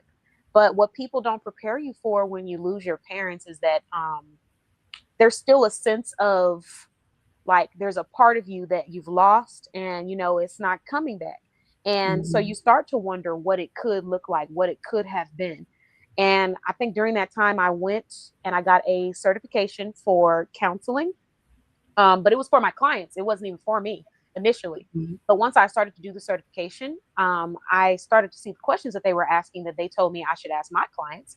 And then I started asking them on myself. And in the process of Mhm. doing that, I was able to understand my emotions. I was able to understand why I said and did certain things from my experience, with my parent, my father specifically. So it's a very, like, unveiling experience. And I think I might try that, like writing a book about what that could have looked Mhm. like, because it's something that goes through your head when you lose a parent or when you don't have a parent in your life. You're thinking, like, what if you were there? What if you were able to experience this? What if I could have had you here this day? How would you react? What would you do? How could you have supported me? What if there was more support once you were gone to help me, like you said, to guide me through? So I think I Mhm. might I might look into that. That's really cool. Like a really cool concept that you created that book off of your Yeah. own experience, but you gave it a little bit more depth in the ending. Yeah. I mean, So, it's definitely fiction. It's mhm, definitely not me really. mhm, But there are some elements. There are some okay, elements of me healing some of those things. Yeah. okay, okay. So it's fiction, but there's pieces of it that come from your own experiences. Yeah. Yeah. Okay, okay. That's good to know. That's beautiful, though. I love that. This is the healing part of literature, books, writing, that people don't always tap into, because I think it might be something they're passionate about doing. But like you mentioned, when you were first starting, you're doing something else in your life right now, and then someone asks you, "What is your calling?" or "What do you like to do?" If those kind of things pop up, I think that's, if this is not a sign, it should be a sign to go ahead Yeah. and pursue that Do and it. start that Mhm. story, that journey, that business, whatever it might be that you're sitting down waiting on. So now that we've shared that, or we talked about that, what are some of the obstacles that you've overcome as you were writing, or even after you're writing? Um, some obstacles are really um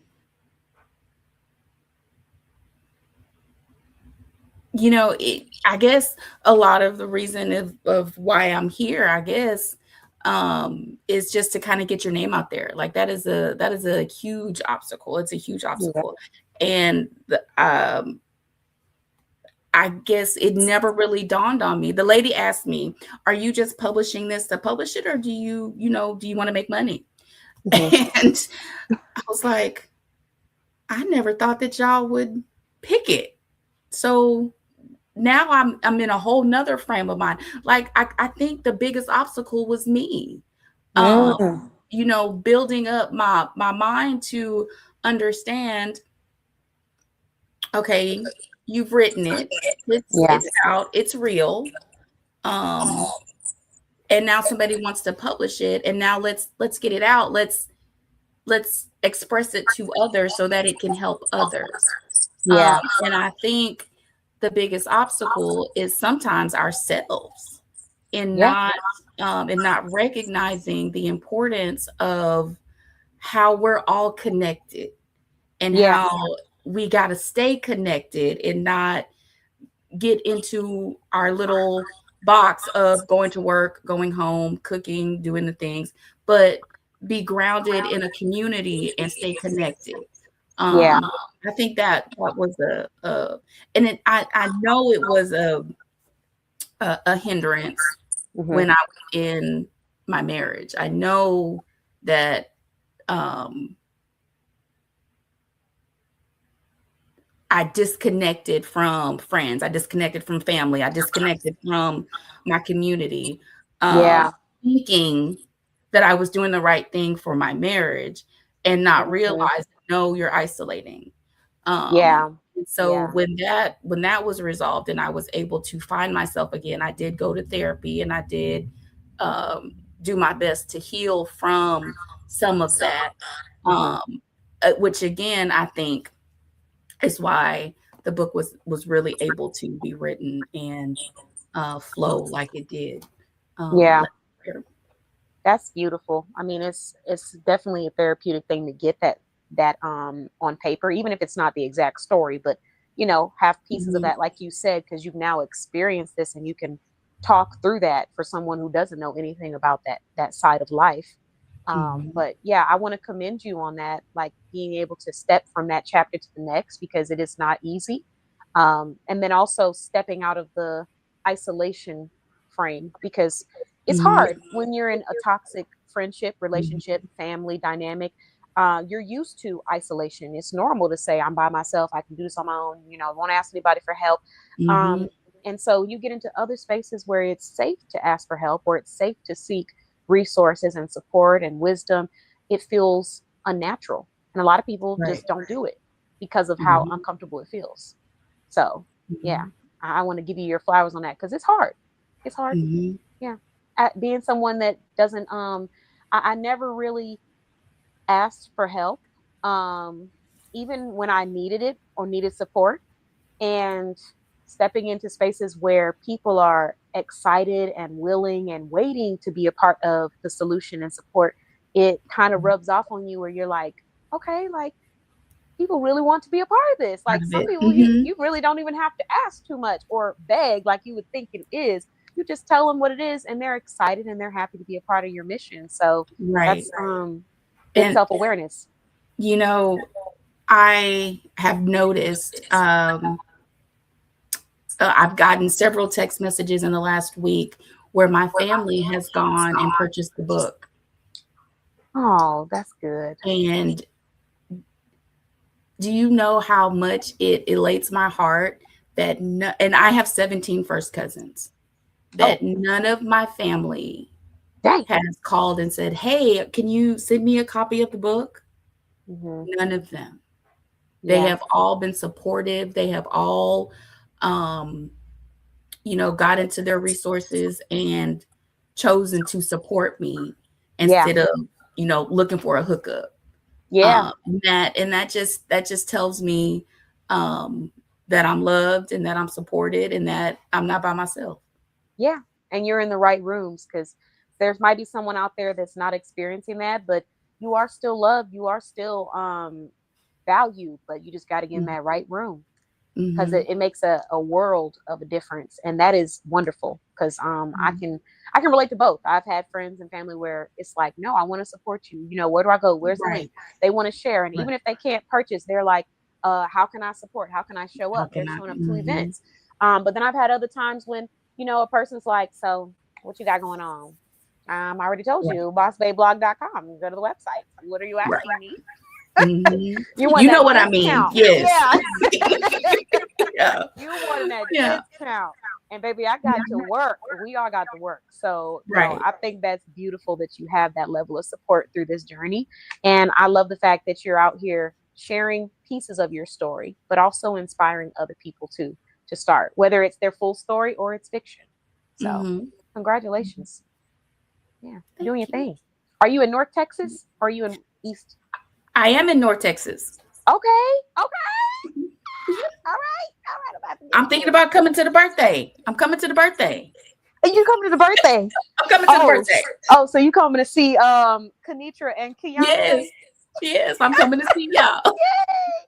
Yay! Okay, good. I'll make sure you get an invite. It's gonna be so much fun. So Okay. I'll be happy to have you. Is it gonna be far for you? It's in Plano, Texas. No, 750. 30 minutes. Okay, good, 30 good. minutes. Yeah, because it'd be far for some people. So I'm like, let's see how we can try to even the blow. You know, we have some good food and drinks. The Metroplex. Anywhere you go, it's gonna be 30 minutes. So Yeah. In Texas, it's like Yeah. a whole nother you're living in like two different states, y'all. So if you're not from Texas, you don't understand. But when you get to Texas, just know, yeah, if it's not in your city, you're driving you gotta far. drive. Yeah. Mhm. But yay, I'm so excited, and I'm glad that I got a chance to talk to you today. I feel like someone probably needed to hear your story, someone that's sitting on not doing something that they've been thinking about doing, someone that started a project years ago and thought that they couldn't continue it. These are messages that might be intentional if it comes across your screen. And oh, thank you. She said that's beautiful. You have your family, love and support. Thank And you. yes, we appreciate you, Lacole. And yes, we appreciate you. Lacole comes from Louisiana. She be driving, boy. Oh. Woo. 6-7 hours. We appreciate you. But I did want to ask you, is there any last message you would like to leave with the audience about just something that will help them feel inspired, motivated, anything that's on your heart right now? Well, one of the themes of the book is when God is all you have. Mm. And that's one of my talking points that I can come do if anybody wants to do a book signing or a talk. Okay.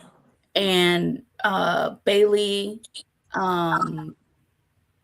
gets there in this book. She gets to where there's no other choice but to accept God into her life and to move on. And I want to encourage somebody and tell them that is the exact place you need to be, because that's how God can use you. And you can allow the Holy Spirit to come into your heart, and it'll change things. It'll change things for you. Well, I appreciate you so much, Carol. I am going to drop Carol's information. I mean, it's on the description of this video for everyone that's watching. But Carol, did you want to say your website out loud one more time for me? Yes, my website is carolclayauthor.com. And it has a link to my my book on Amazon and Barnes & Noble, as well as if you want to buy it from me directly, there is a Google form you can fill out to get Bailey's Treasure. Okay, I see you, Carol. And if you get it from me, I'll sign it. If you order it from me, I'll sign it and send it to you in the mail. Okay. And yes, thank you, Lacole. You right on time. He said, I'm sure I missed it. How could I get a book? So I'm dropping her website in the comments for everybody, so you can go learn all about her. And then if you're going to be meeting us in July, Lacole, I don't remember if you're coming July or if you were supposed to be coming for August, but if you're meeting us in July, then you'll see her there too. And we can all be Erykah Badu together. We're going to run Carol out the building. She'll be like, I went to the karaoke night. Oh, God. I'll just meet you at the interview. Oh, you coming for August? That's okay. We got recordings. We're going live, so you'll be good. I would make sure you get that footage. Okay. I did drop her website in the comments, everybody. Let me pin it real quick. And thank you so much, Carol. I appreciate you for coming on our platform today. Shout out to our Texas entrepreneurs. You know, Texas in the house. Yes. And thank you so much again. If you would like to come back, you're more than welcome to join us again at the Boss Babe Business Show. It's hosted every Thursday, pretty much. And you can just go on to the same place where you. Oh, no. I think you probably got a direct. Okay, I got a direct. Okay, yeah. We'll send you a different link so that you can be able to come to any other shows that you'd like to. And if you want to talk about your book again, or if there's just another topic that you want to speak on, you're more than welcome to join us. Okay. Mm-hmm. Thank you so much. You're welcome. You have a wonderful rest of your night. Thanks. Bye-bye. It was nice meeting you. Bye. Bye, Texas friend. Okay, so we have another wonderful author coming on this evening. So far, every single interview has been wonderful, impactful, and I hope that if you're watching this, whether you're watching live or you're watching the replay, that you take at least one message and execute. Okay. Um, yes, I'm so excited. We got a Texas entrepreneur in the house. I get so used to interviewing people in different states. It's different, when they're like next door. Oh, thank you, Shelly. So let's bring on this next entrepreneur and author. This professional, I'm excited and curious to learn more about his story. From what I learned about him so far, he has performed. So he is a performer as well as an artist and an author. I'm going to go ahead and bring him on the show. And I saw his feedback in the back. So thank you. He said he's loving the queen energy in the interviews, giving him life, giving this young man life. So let's bring him on and let's learn all about him. Hello. Hello. Thank you for your compliments. We appreciate you, AJ. With all the respect for you, I got one issue for you. Now you got that song about Crystal in my head. Now it's playing in my head. I was like, oh, what I do? I was born in the early 80s, but I have my 90s guru, so I'm like, oh, she done messed up now. You're going to be singing it all week. Crystal Waters is everything. I'm trying to tell you. I love her now. Don't get me wrong. Matter of fact, Conitra, we need to add that to the karaoke playlist because I'm going to need to put that on there. I don't know why I didn't already have it on there. Yeah. Next time I go to karaoke. Are you in Texas too? I'm sorry. Oh. Chicago, Illinois. Why would you get me excited like that? He said, I'm sorry. But you know what? Texas is on my bucket list to visit. Okay, good. Because we are doing karaoke nights and we're probably going to make it a regular thing because I did one in Dallas. It's a business that is listed in our directory. He's a Black-owned apparel shop and it's a dispensary, but he also has apparel. So we did a karaoke night and it was like a hip hop karaoke night. And I got so much great feedback. So we're bringing it back again. So we're going to do it again. And when you're in Texas, let me know. Because I'm going to find the location. I'm not mad at you. I was like, do you know that that's my weakness? No. Crystal Waters, like I said, is everything. Y'all know I used to go into my mom's closet and I used to loyally find her big platform boots, those red velvet platform boots. And you know those hats that they had back in the day that had the fur on them? Yes, I used to take her wigs or whoever's wigs because she didn't really wear wigs, but whoever they were, I took them and I put that hat on with those platform boots and I was Crystal Waters. Nobody could tell me different. I cannot unsee her video or when Kim Wayne's portrayed her on Living Color. You know what I need to do? I have a picture so y'all can see exactly what I'm talking about. When I find it, I'm going to send it out to everybody. Yeah. No, my outfit though, it was like, it's so funny. I don't even know how my mom has all the pictures, but I'm gonna have to figure out. I'm gonna find it. I'm gonna send it to y'all so y'all can see who Crystal Waters really was. Cause yeah. Okay. But thank you for your thank you for your compliments. I appreciate you. I'm glad that we have you on all the way from Chicago. And yes, we have a lot of Texas love in the house.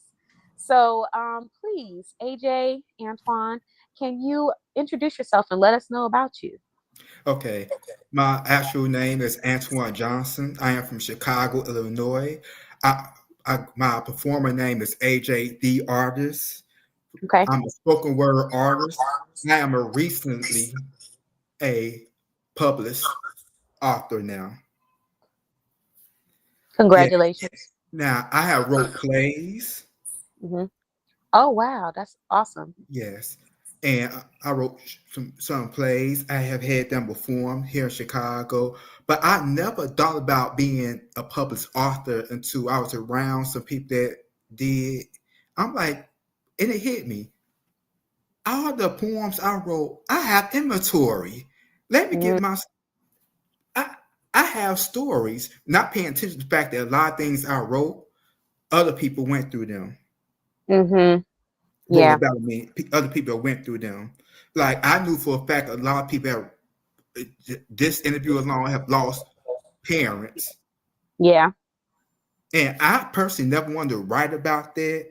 But a couple of times the Lord had to tell me to write about it. I'm like, do I have to write this? You know, it's like that when you have that feeling that something is on your heart, you know you have to get it out. Whether it's on paper, whether it's in a message, it's almost like you can't avoid it. You know, Right, when you're a creator or when you're someone that is out here making an impact. Because I've had moments like right. that too, where I'm like, ooh, I don't want to go there, but I got to say it. And you know, you just got to put it out there because your word is, it could be the difference between, struggling and just making it for somebody versus life or death for somebody. You just never Mhm. know the impact that you have on people. So for you, you said you have tons of poetry that you've written that is relatable to other people. Are some of these pieces things that you went through in your personal life, or are they stories that other people told you? Some of them I went through, Mm-hmm. maybe not exactly how it's written down, Uh-huh. but a lot of it is exactly how it's written down. Okay. But like it's relatable. Like me personally, I never like try to write about other people's stories Mm-hmm. unless they give me their permission, written permission or something like that. But that has not happened yet Okay. because other people's stories are their stories. But my stories, I'm learning that people can relate to. Yeah. So what give me an example if you'd like to of maybe one of your poems or some of your work where it's something that you went through personally that inspired you to write the poem.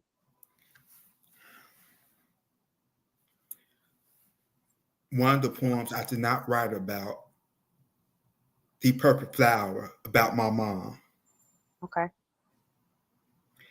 and another poem that I wrote, the parent talk about both of my a conversation I had with both of my parents who are already deceased, but it was a dream I had. I'm Oh wow. like dreams. Normally, you're gonna remember vision snippets of it, but it's like write it down. I remember it all throughout the dream. Hmm. So with these stories, both of them referring back to parents, what was the concept about the parent talk or the other one relating to your mother? Uh, Both of them pretty much about a child lost about their parent and how they appreciate them. Mm-hmm. So was it And you were saying that you appreciate how you appreciated your parent yes, after you, but this was after you lost them. yes, Okay, okay, I see. Oh, that is a really and beautiful how thing they to write left down. things for me. Cause like Yeah. it's kind of ironic. Like with my dad, he died when I was 2. Mhm. But one thing about my dad is, even though I didn't get to know him too well, he always, for years, until after my mom died, he always used to come to me in my dream and tell Mm, me I had older siblings and tell me that encourage me to keep on finishing school and listen to your mom. She may be a single mother, but listen to her. She raised you in the right area. She raised you in a certain area here in Chicago. Listen to her. Don't be the man on the streets. mhm. And even though he didn't necessarily have to tell me that, 'cause my mom, even though she was a single parent, just take my word, she can handle her own. That's all I'm gonna say right there. That enough was said, 'cause that is exactly my story. You know, I was raised by a single mother, and there's definitely a lot of moments where I'm like, yeah, trust She me, never she's had to go good. to jail for me. Yeah, She never had to bail me out. And thanks to her, why I came to Christ at the early age. That's all I'm gonna say right there. that's that is beautiful. I mean, the appreciation too that you have, because I know for a lot of times for women, for mothers, there's a lot of stuff that you go through when you're a single parent. Not just Mhm. for mothers, but for dads too. When you're a single parent, it's easy for the child to look at you for the reason for anything that's not good. Like if something goes wrong or if you're not able to do something, you only have one parent to look at. You don't have both of them to have that conversation with. So it's easy to I won't say villainize them, but paint them in that picture of, oh, you won't let me do this or you won't let me do that. It's easy to do that as a child. And when we're young, Mhm. you don't necessarily understand why they're doing what they're doing sometimes. So Right. I know that your mother definitely is proud of you, but I also know that it's probably motivation for other mothers who have children Mhm. right now. And maybe they're still trying to navigate how to show them that I'm doing this because I love you and I don't want you to be a statistic or in a bad place. So Right. I love your appreciation for your mother because I definitely have. I share that too. So tell me about some of your hardest obstacles, like getting to this point where you published your book. The, like I said, um, a lot of my poems are already written, so it was Hmm. just me putting them all together. But then, as I was putting them together, I was getting my write down my author notes and the forward everything like that. But as I was looking at my other poems, I'm like, let me change this up a little bit. Let me be a little transparent. And hey man, let me write another poem to put this in because Hmm. it's about love, prayer, and politics. Hmm. And all of it was, I'm not gonna say necessarily easy, but some things you could tell if I was angry, Yeah. you could tell if I was happy, or you could tell I was in the spiritual zone. Hmm. And this book in itself, I was able to be transparent because I'm not gonna say I never cuss or nothing like that, but naturally you won't hear me use the profanity unless I'm in character, like acting, or somebody has pushed that button. Yeah. Relatable. No, I do love that. I kind of had a similar experience where I started writing about things, just writing about them poems because I just love poetry. So I used to have like a journal where I would write poetry every day. I would write something down in this poetry book. And I ran into Miss Lacole and I thought to myself, now why haven't you published this book? Because a lot of people will say, oh, have you not decided what you're going to write about? And I'm like, I got a whole journal just full of affirmations, quotes, poems. So I could at least have one book published. And then I came down to the point where I said, okay, you know what? I'm going to even simplify this to give myself no excuses to make it happen. I'm going to write 30 affirmations, one affirmation a day. And by the time I finish those 30, I'm going to publish my own book. And that's what I did. So every day I just wrote down one affirmation and then it became my book, which is Boss Affirmations. And it's something that, or Boss Babe Affirmations, but it kind of grew. So now I'll have one for different people. Like I have one for a Boss Babe, I have one for Boss Gentleman, I'll have one for the Boss Kids. So it started with, I already have the content. I just need to publish it and put it out there. And yeah, I don't know why I didn't do that sooner. Did you have that like moment where you were like, why didn't I do this sooner when you actually finished it? Yeah, yeah, I Yeah. did. I was trying to deny, it, like, no, no, no. You say you did. Don't deny it. You did. So, okay, so you talked a little bit about what your books entail. Talk to me more about your spoken word performance. Like, so would you go to the same place or you go to different locations? I go to different locations now. In the Okay. past, when I first started doing spoken word, when I went to college, it was just college. But I love that platform. It Hmm. just kind of had to be a little restrictive because it was on campus and I couldn't be too political, whatnot, because I went to schools that I didn't quite agree with administration. And we all Hmm. know we know agree with administration how that could turn out at times. Yes. Yeah. Yeah. It's And unfortunate. I had to get out my feelings because a couple of times he thought I was getting scholarship, I had to come out of pocket. So I'm like, Antwon, don't mention that because you will have a whole tangent and you'll start a revolt in the school. And you know what happened to Nat Turner. So Yeah, yeah, I understand that. And it's so silly that, we're in an environment where we don't encourage people to have their own voice and their own opinions. But it does feel sometimes like that, depending on this who is in you're. the early 2000s. So Mm, even though we had more freedom then, just it was kind of iffy. Yeah, yeah. No, I understand. I understand. Because I mean, I was gonna say depending on the education. Oh, thank you. Kanitra says she's loving the energy. So she's in the back. That was the back chat. But depending on, the educator, depending on the environment, the admins, who's in charge, a lot of times people set that tone. And if they're not encouraging a space where the students can come out and speak about what they're going through, then, it can be a little bit restrictive depending on what you're trying to express. So I understand that. Now, So, go ahead. I'm oh, sorry. go ahead. No. I want to hear what you have to say. Okay. Now, I was able to express myself in different ways. Just I made sure I didn't go too far. But after I graduated from college or whatnot, I just started writing plays or doing about my plays. But I had stopped writing poetry for a while, and then COVID happened.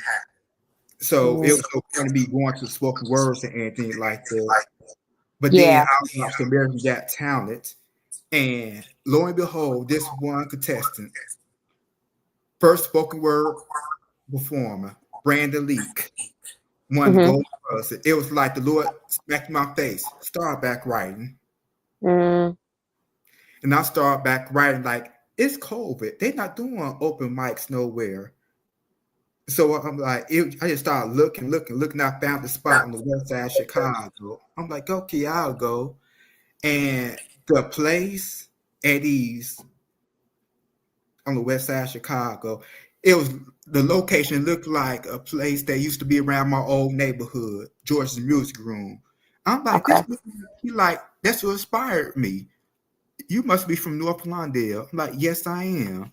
And that spot encouraged me to start doing open mic, start doing spoken word.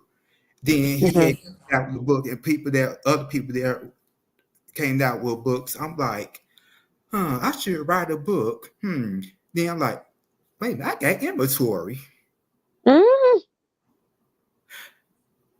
I could make my stuff into a book. Like, look, this poem, this goes this category, this goes.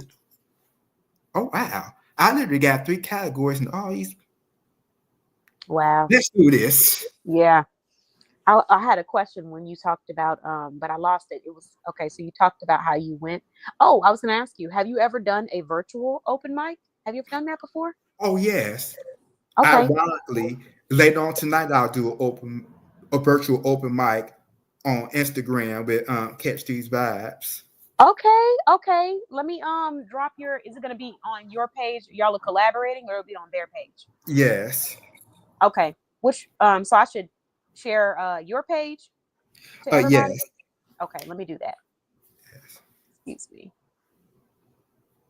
So I'm going to drop a direct link. Give me 1 second. There it is. What time is it going to be starting? I have to remember his time, so I would say about after 10 o'clock. 10 o'clock Central Time. Okay, 10 o'clock Central Time. Okay, nice. All right. I have to remember, I've talked to 2 people in different locations. I have to say my time. So yeah, I know. I understand. Okay, so this is the virtual spoken word. I'm gonna make sure I stop on by. Let me see, because I think I had a few. What was it? I had a little bit of work tonight, but I was supposed to be just doing office work, so I'll probably just be listening while I'm working. Okay. And anyone else that wants to join, let me drop his link in the comments. I love listening to performances. And also, spoken word is very therapeutic for me. I love to listen to it, but it seems like it does something even more to myself when I perform. Yeah. And I'm grateful that right before I started back doing spoken word, I started seeing a therapist. Yes, I'm a Black male that see a therapist. I mean, to be honest with you, a lot of men, period, are known not to go to therapy. Yeah. Not all, but a lot of them. A lot. No. But it hit me. I started going after I lost my grandfather, who was also my bishop, in 2019. Oh, wow. And I talked to one of my god brothers. I reached out to him, I should say. He was like, bro, you can always reach out to me. I'm always here for you to talk to. But in case you don't get in touch with me, I'm gonna give you this number. It's to a therapist. Contact them. Bro, I highly recommend you talk to them first. I'm like, you know what? I'll do it. And not talk to the therapist. I had let out 34 years of unnecessary guilt that I had Wow. myself. You got another author in the comments, Devron. He said, I see one too, brother. This is a powerful conversation. And you are so right. Like, there are a lot of men that don't want to go to therapy. There are a lot of Black men, because in our community, you know, you hear therapy, they're like, oh, what's wrong with you? You know, it has to be something to where it's like, when you go to therapy, that means there's something really, really bad. But we never look at it like that's something positive. I want to go to therapy because I want to heal. I want to elevate. I want to get to a better space. That should be something that we're congratulating people on taking that initiative. And then therapy, when people don't get therapy, they miss out on really beautiful experiences in life because they don't see how their trauma has them looking through glasses that are fogged. And you can't really clear that up until you understand it. But I feel like there's a shame, there's a guilt about therapy, which makes people feel a little scared. It's taboo. And I personally myself, I've had to let go of relationships or change the dynamics of friendships because I saw that I was talking to somebody that didn't want to get therapy, and I saw how it would affect me. I even had a relationship where I really, really cared about someone, and I said, I think that therapy might be the route that you want to take. And they didn't believe in therapy. Because in our culture, you know, what do I need therapy for? I don't need therapy. And their words, you know, Black men don't get therapy. Black men don't need therapy. And it was in that moment that I was like, well, you know, we can be friends. Well, baby, you're going to need to be getting some therapy up in here. We're going to be more than friends because some stuff, it didn't have to be the social acceptance of therapy or the socially accepted therapy. There's many forms of therapy and healing. We have counseling, you have therapy, you have psychologists, you have psychiatrists, you have so many different ways you can get your healing. But the courage to go and do it is what separates people who stay in that miserable space versus people who will release the things that are really holding them down emotionally. Because for you, you said 34 years of guilt. Wow. From 2 to 36.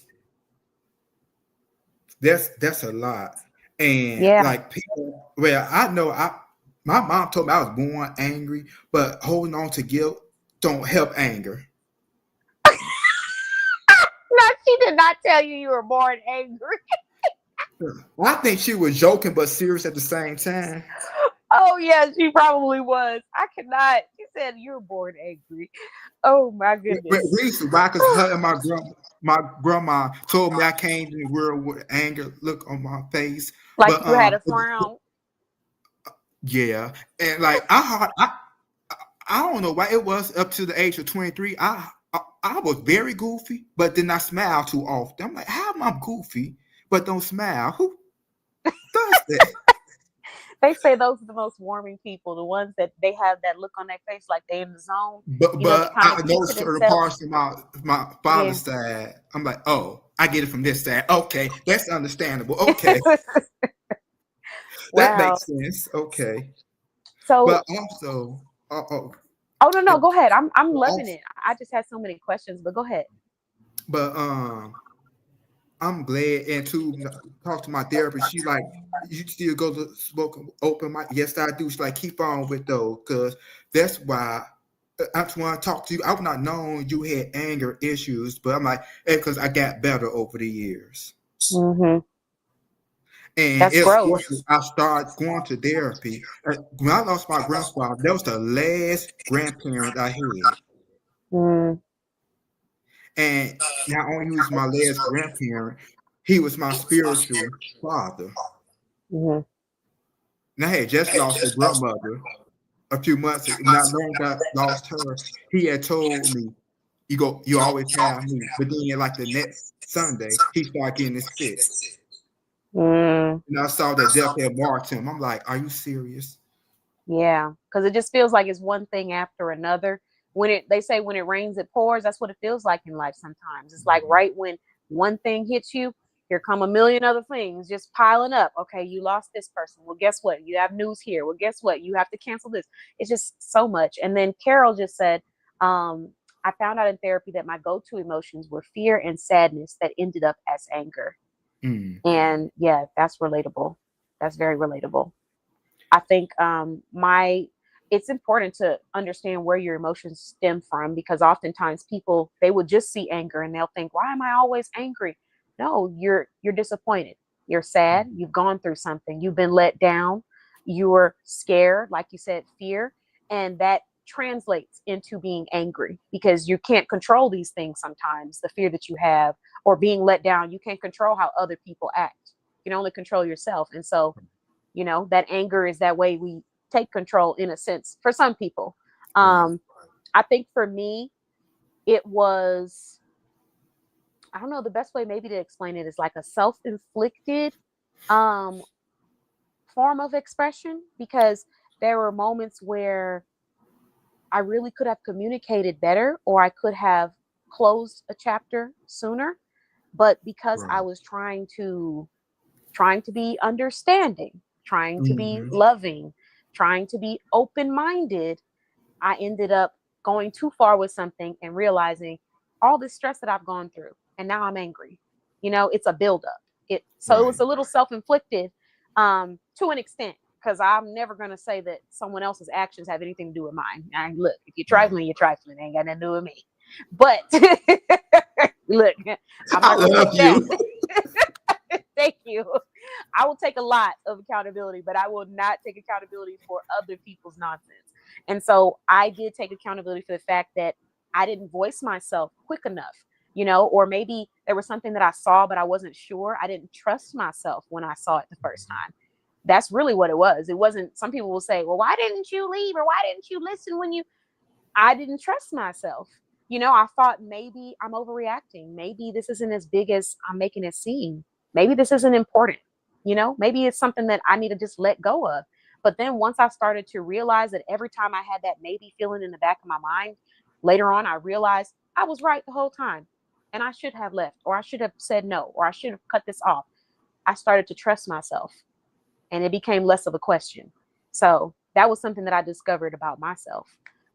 But I did want to ask you, so Okay. after you got through, going through therapy, did you ever have moments where you expressed that to other people around you and they didn't understand and you had to? Yes. Mhm. Now after I first went to therapy, after I'll say a month or two, I was teaching. I was not teaching, but I didn't teach that Sunday. I was like, we was on the subject at Sunday school, and I had said like people don't understand. People balled up things that don't even know it. Like I had 34 years of guilt of my dad's stuff, and I know I didn't. I'm two, so I didn't have nothing to do with it. It wasn't he, but I was on the west side of Chicago. He was on the south side, Yeah. and Thank you, Carol. I'm sorry. Have a good night. Thank you so much for joining. She's in the back chat, so y'all couldn't see her. She said good night, everyone. okay, okay, yeah.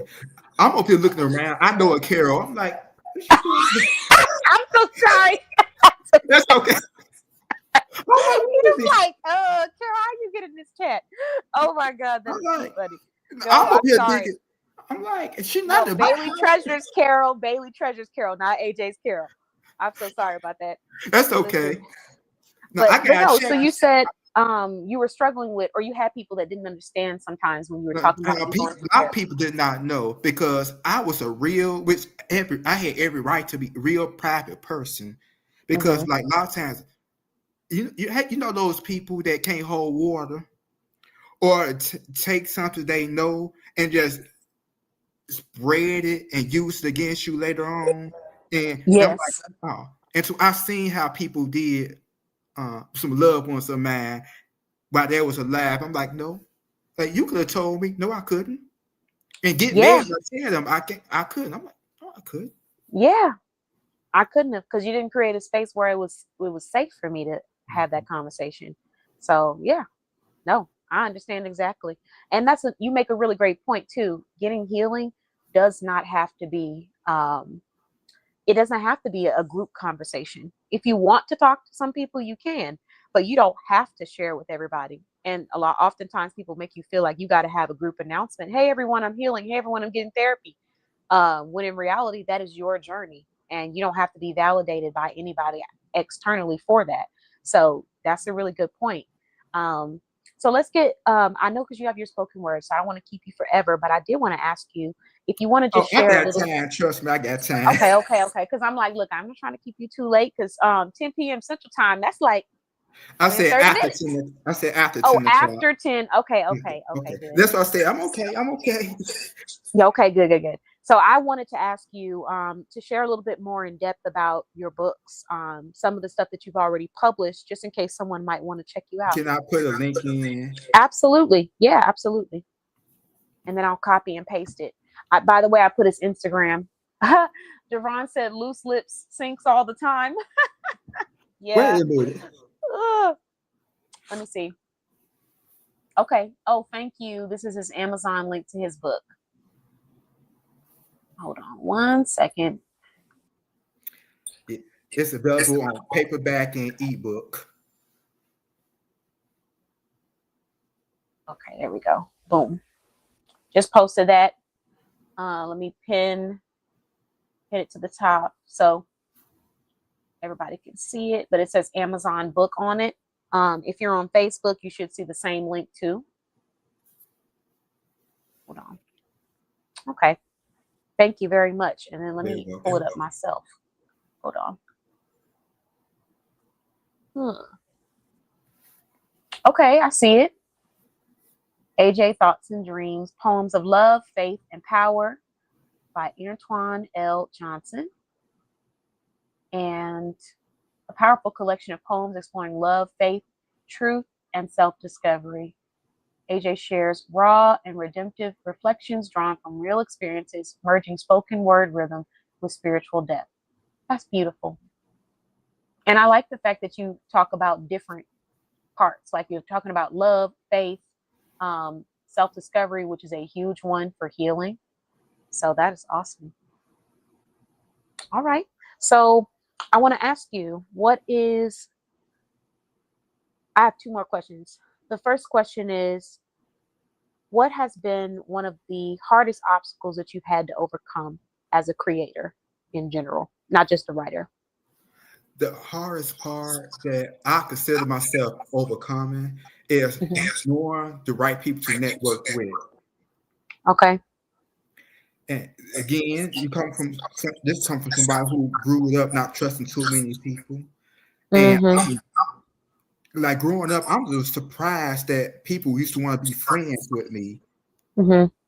I was so like, I don't like people. But after I started working in corporate America, I learned I had to work with different people. But just not learning who to trust. But as I got deep I was spiritual since my since 13. But I started asking to guide me to the right people as I started doing my business or whatnot and working with different people, like my god brother who helped me with my open mic. Oh, and side note, 2 months ago, I started hosting my own open mics. Okay. Congratulations. Are you doing them in person, virtual, or both?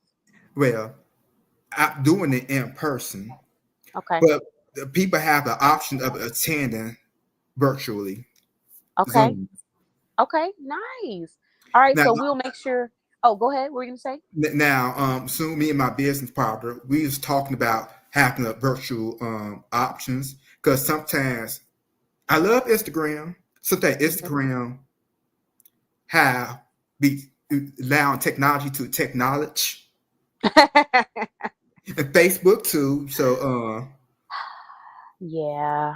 no, I was trying to say that I want technology going in on me and nothing like that. But I was trying to Yeah. say because anything man-made to have Yeah. issues. And then if it's their platform, they have that ability to say, oh, we don't like this, we'll take it down, or oh, you got to change this wording. So I understand that too. That's something that I'm working on myself, is creating platforms off of social media, because social media is great and it helps you to socialize and let people know about you, but you still want to have that freedom as a creator or as an entrepreneur to post what you want to post or to talk about the conversations that are really important to you without getting a notification that says your post has been removed, for sensitivity of, and then when you look at it, it's something small, because the stuff that I see on my Facebook feed that I have had to delete and block, I'm like, how did this even get through the feed? Y'all approve these photos and stuff. But then, when you say certain words, they're very sensitive to that. So I do understand that. And I'm going to follow you on Instagram so that I can make sure to stay tuned. I remember I had made a quote from Lean On Me when Morgan Freeman was talking to the boy, telling him to jump. I had got ridiculed by Facebook. Wait a minute, this is a quote. This not even me. I didn't even use profanity. I see, like you said, I see people you doing way worse. I'm like, are you serious? Way worse.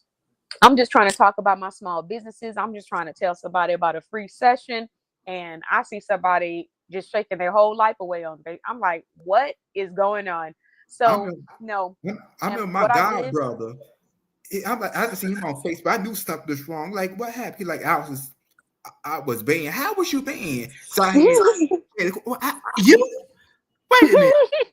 I'm not even bad. You nicer than I am. Wait a minute. It's a sensitivity, but I said it was frustrating at one point. I was irritated by it because I'm like, okay, I'm trying to post my stuff. I'm trying to promote my business. But then I said, you know what? I'm going to accept that the platform is like this sometimes. And I'm just going to go focus on building my own. I don't mean to correct you. Selective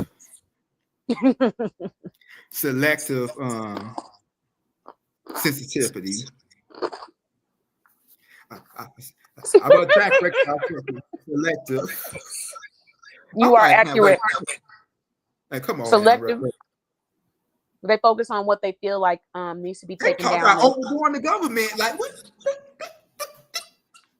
It can be disheartening too, because for a lot of creators where only social media is their only place where they promote their business, to wake up and see that you got your whole page removed. Like I just recently had my page removed. I had over almost 2,000 followers on Facebook on my business page, and it was just gone, taken away.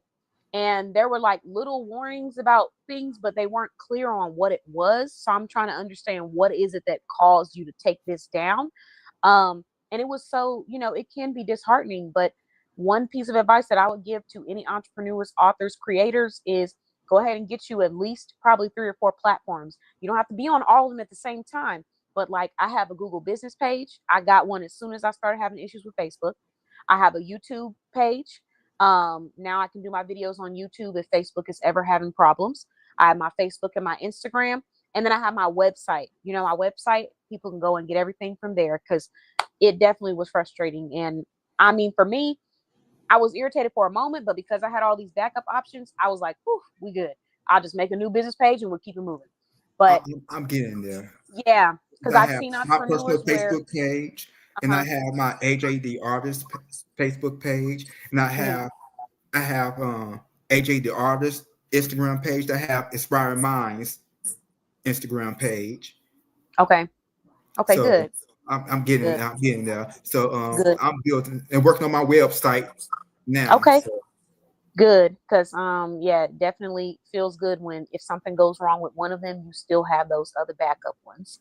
Because there's a few people I've experienced where that was their only platform, and then they lost the entire platform. Like there was I do have a company YouTube page too. Oh, good. Okay, good. Did you what's your YouTube channel name? Do you remember it? Hold on. I want to say. Wait, I just look on my phone. Duh. Let me see. It is. Come on. Oh. My company, Inspiring Minds LLC. Okay. I'll type it up for you.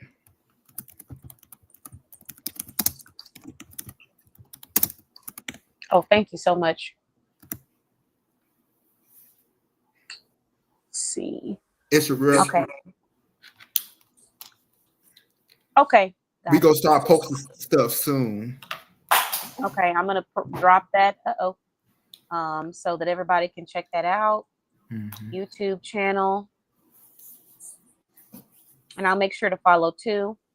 Hold on. Okay, so now that I feel like we've gotten to learn a little bit more about you. We know where we can get your book. I want to ask you: is there any message that you would like to leave with our viewers tonight? I would say this, since I was guilty of this once upon a time, I try to be way better. Hmm. Don't ever limit yourself, especially if you serve a limitless God. Mm, Because a that's a lot of quote. times, we as people, not no color either, just in general, limit ourselves and don't recognize, don't pay attention to gifts we already have. Mm, Because very I true. never thought I would be an author. And I just want to, not did do my plays, I wanted to be not mainstream. I'm like, I could be mainstream. And who encouraged me to aim high? When he opened up his studio, Tyler Perry. Mm, yeah, yeah. Oprah was one of the people that I looked at, and I was inspired by just how many different platforms she was able to build for other people. Mm-hmm. So yeah, I definitely can relate to that too. And Tyler Perry, he has so many different types of films. Like he has spiritual films, he has entertainment, he has um horror or mystery. It's just there's so much. So you're right. Like you can't limit yourself, because the moment you start limiting yourself is the moment that you pull yourself away from what you truly want to do, what your calling is. So you just have to Hallelujah. step into it. Hallelujah. Hallelujah. I could help. Not I could help. hallelujah. I could help. Not hallelujah. Hallelujah. Hallelujah. I cannot. I love your energy. But no, you're right Okay, though. I am a Capricorn too. I got some goofiness in me. What month is Capricorn? Like December 22nd to Okay. January. Yeah. December Okay, 7th. okay. I'm a I share Cancer. this. I'm share the same birthday as they be polite because it's too many of his fans that's around. One of the people that play for the Lakers, Who was that? LeBron James. Oh, Now, I'll you try. said let me be polite just in case his fans are around. I got me. I have a certain thing. Oh. Like, you know what? No, I ain't gonna say. I'm not gonna blast nobody. I don't want no smoke. And they say for every sign, there's like there's different personalities within that sign. For example, they say like with the Virgo, you have a Virgo that's in September, and then you have the Virgo that's in August. Some personality traits are a little bit different. That's what they say. It's Oh, kind you of have another true, person. depending on the person, though. Wait, Devon, are you oh, you're just telling us the dates. You're not a Capricorn, right? Oh, okay. I was wrong. December Yeah, I was 26th. looking. Mm-hmm. Are you a Capricorn? Let me know in the comments. Yeah, I'm a Cancer.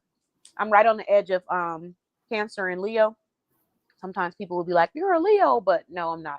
I'm still Cancer. So Fortunately for me, I get along with all signs.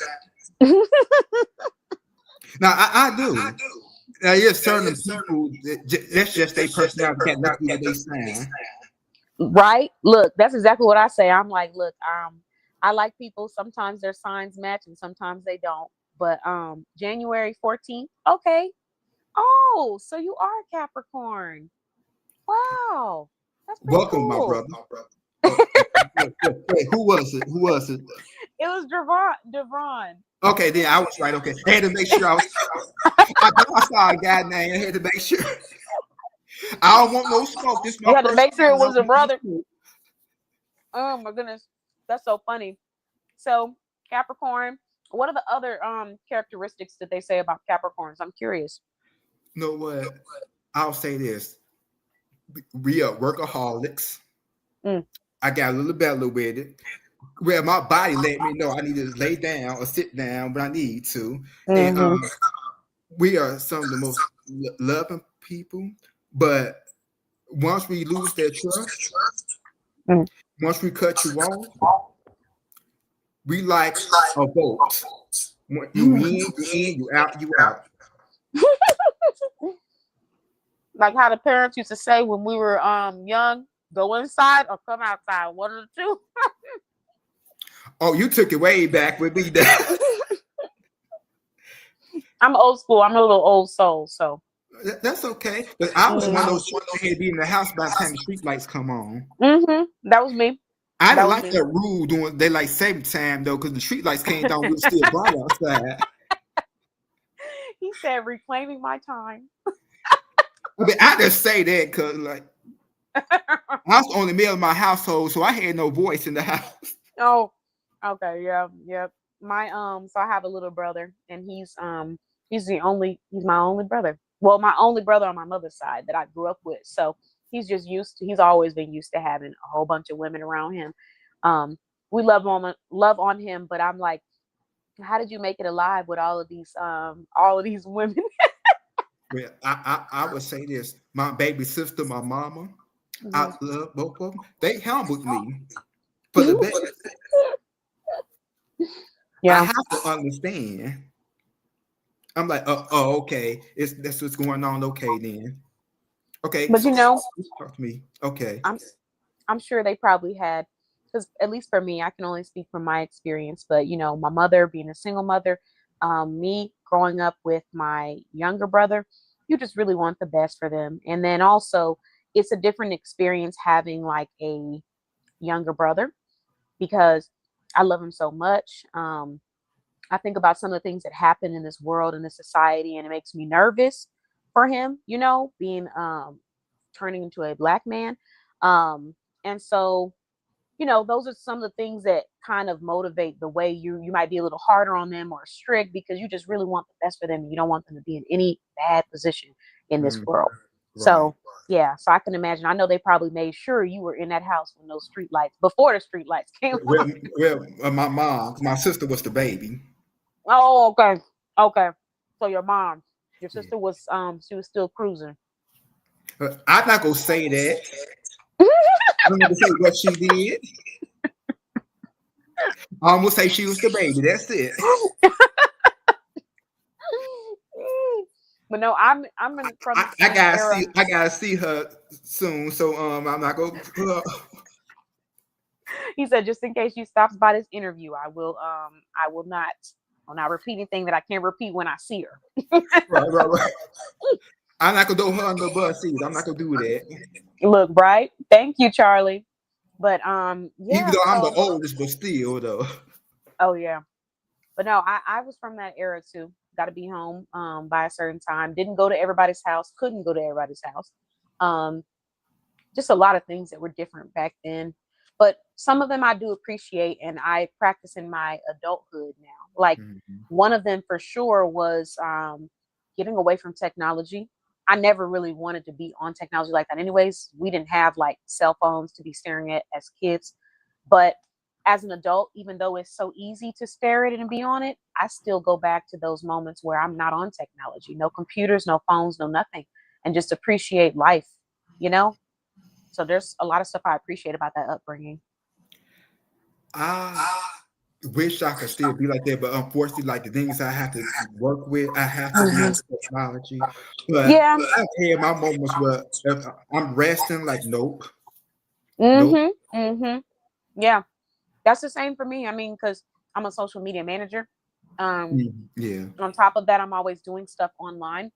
So there's moments where I'm like, ooh, I'm tired of seeing all this stuff on this feed. I just want to get off here, but I gotta get on because I gotta do my work. Um, but having that balance, like you said, when I'm resting, I'm resting. When I'm off, Mhm. I'm off. And then sticking to it helps so much mentally because there are studies right now that people are sharing where being on technology excessively can affect your mood, and it correlates back to your mood and your productivity, your brain productivity.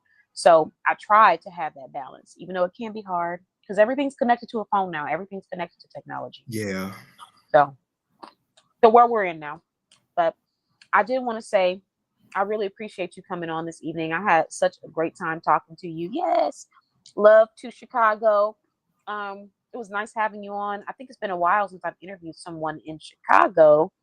Oh, So shucks. Wait, hold on yeah. just a moment. Get me right here. Hold on, you got me right here. So thank you for coming on and Thank refreshing you. us. And I look forward to watching your spoken word tonight. And did you want to share any last thing with the audience?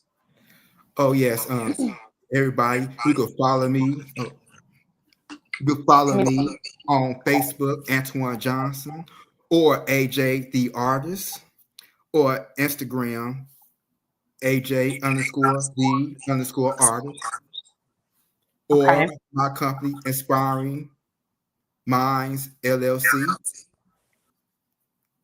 Okay. Just pinned it to the top. And that is for your books, your spoken word performances. Are there any other services that you provide on there as well? Not that I could think of right. Oh yes, but just follow me on my. But you are just posting on my social media. Okay. Mhm. Okay. I did drop his YouTube, Inspiring Minds LLC. His Instagram I already shared, but I'll repeat one more time. AJ_the_artist. I'm dropping the link in the comments once more for Facebook viewers. And there you have it. Thank you, AJ. It was wonderful talking to you. Very welcome. I'm gonna stop stealing you away so you can go and do your spoken word, and I'm gonna I watch. said I got time. I said I got time. I know. But I gotta give you a moment to rest and prep, and I'm gonna be on Instagram watching. So I look forward to this. Okay then. Thank you. Thank you. All right. Bye bye. Have a great night. Bye. You too now. So another wonderful interview. I had such a great time talking to everybody, and the comments, y'all are amazing. Just loving the encouragement, as well as the conversations that we have been having. Um, I would like to briefly just shout out all of our wonderful sponsors of our show, and also congratulate all of the entrepreneurs that are on the live this evening. So congratulations, AJ, on publishing your books, completing your spoken word, and continuing on your pathway to healing and just growth. Congratulations to Carol for publishing your book and completing something that you said you wanted to do years ago at the age of like 13 that you started out doing. Um, Congratulations to Conitra on your previous fashion show, as well as your new inventory that you received. Congrats to Devron. We see you working hard behind the scenes. Excuse me, not just exploring authorship, but also exploring AI, technology, business growth, as well as health. So, congratulations on that. And then, congratulations to Lacole. I'll say a huge congratulations to you on your success rate, as well as the revamping of your community, um, revamping your course. That's wonderful. Um, Congratulations to Shelly on your healing journey. We're so glad that you're starting to feel better. And we can't wait to have you on. Take your time, but we can't wait to have you on for the show. And let's see. Did I get everyone? Congratulations to Charlie on your YouTube channel because I've been watching your YouTubes and they are amazing. Charlie does custom gift baskets, just so y'all know. Um, I think I got everyone, but if there's anybody that I missed, just let me know in the comments. And now that I've shared all of that, let's just briefly run through the sponsors of this show so that everybody can see who is a part of sponsoring the Boss Babe Business Show. So the first sponsor that I want to shout out is actually Charlie's business. That is Charlie Shops, Deals, and Custom Gift Baskets. Text 757-842-0556. She does gift baskets for holidays, birthdays, parties, couples, you name it.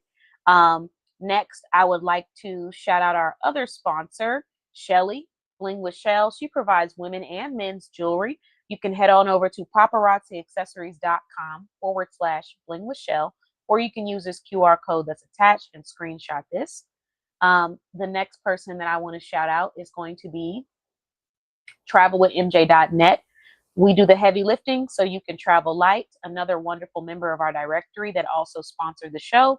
and her advertisement will be on for the rest of the year. She has more than one business, so she does traveling, but also she can assist you with custom items. So if you're looking for custom t-shirts, business swag, apparel, custom apparel, seasonal apparel, anything with your logo on it, or just with designs that you want attached to it, you can head on over to MJ's Tees and CustomDesigns.com, or you can text them at 229-234-2741. Again, that is 229-234-2741. Shout out to MJ's Tees and Custom Designs. And you can use my coupon code KBOSS, KBOSS, all caps. And you can get $10 off when you spend, I think it's $40 or more at their shop. All right. Next, we are moving on to our next sponsor, and that is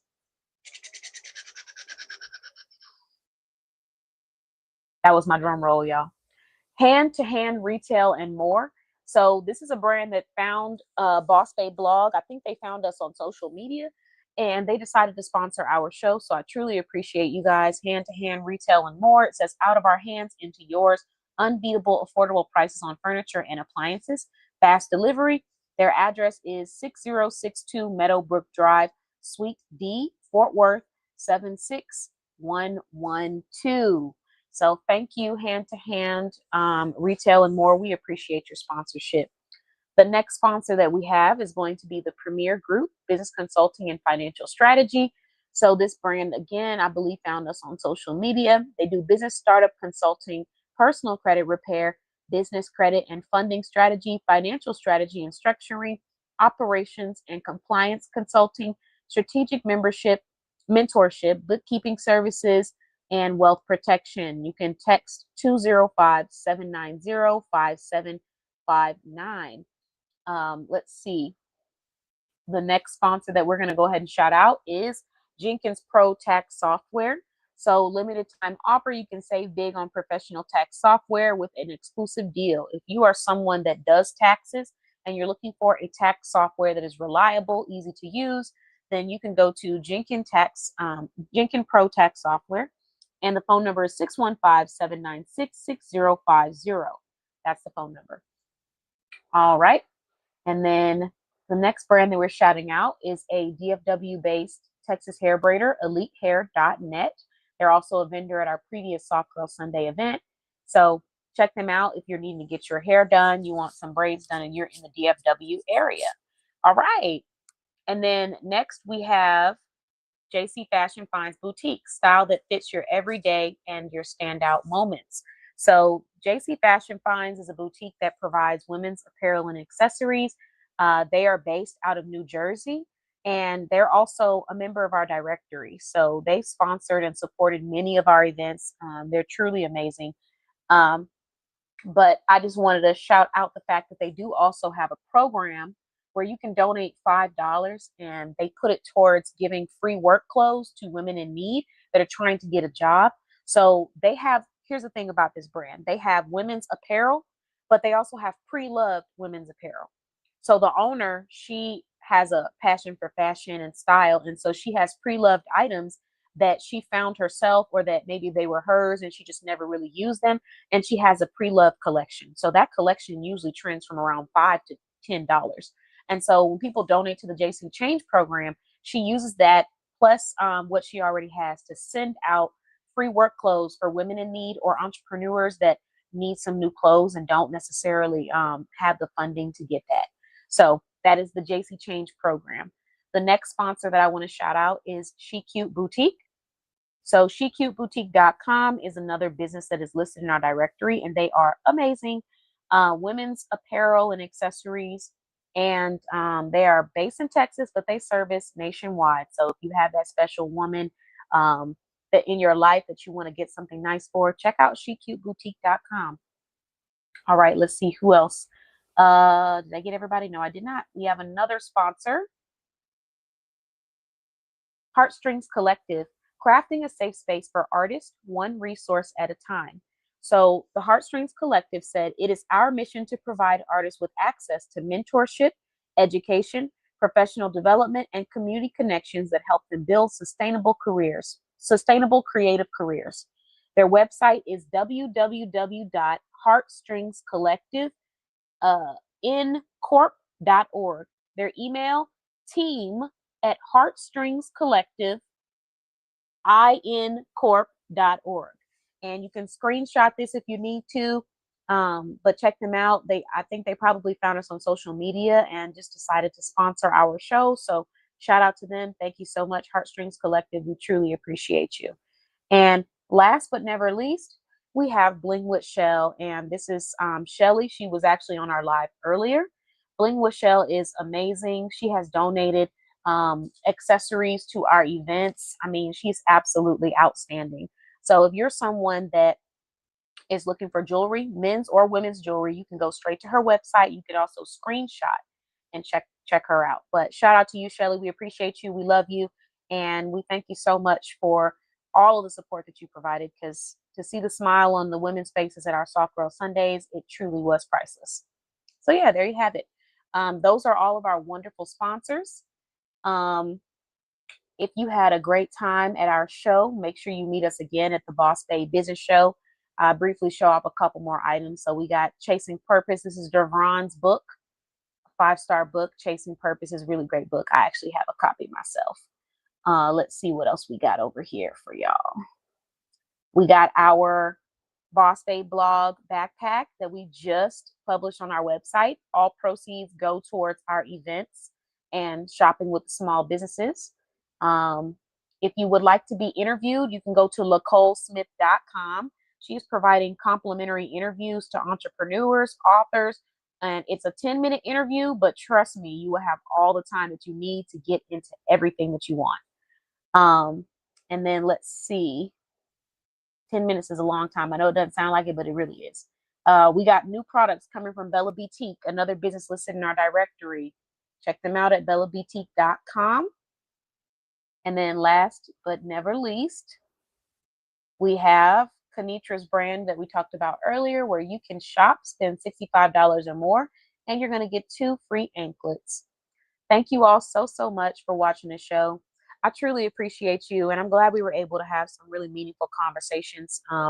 We laugh on our shows, you know, we cut up, we have fun, but then we also stop and pause and talk about some of the big takeaways. So tonight, I would have to say my biggest takeaway from Lacole's interview is about the importance of really taking care of yourself versus trying to meet a certain appearance. She was so focused on trying to meet a certain appearance so that other people thought she was okay, when internally she wasn't doing okay. So being able to ask for help and having that courage. The next interview was with Conitra, and I would say my biggest takeaway from Conitra's interview is don't allow negative internal thoughts or other people's negativity to make you stop what you love doing and to stop you from achieving what you know you're meant to do. Continue to pursue your calling. Don't allow insecure people to block your ability to achieve.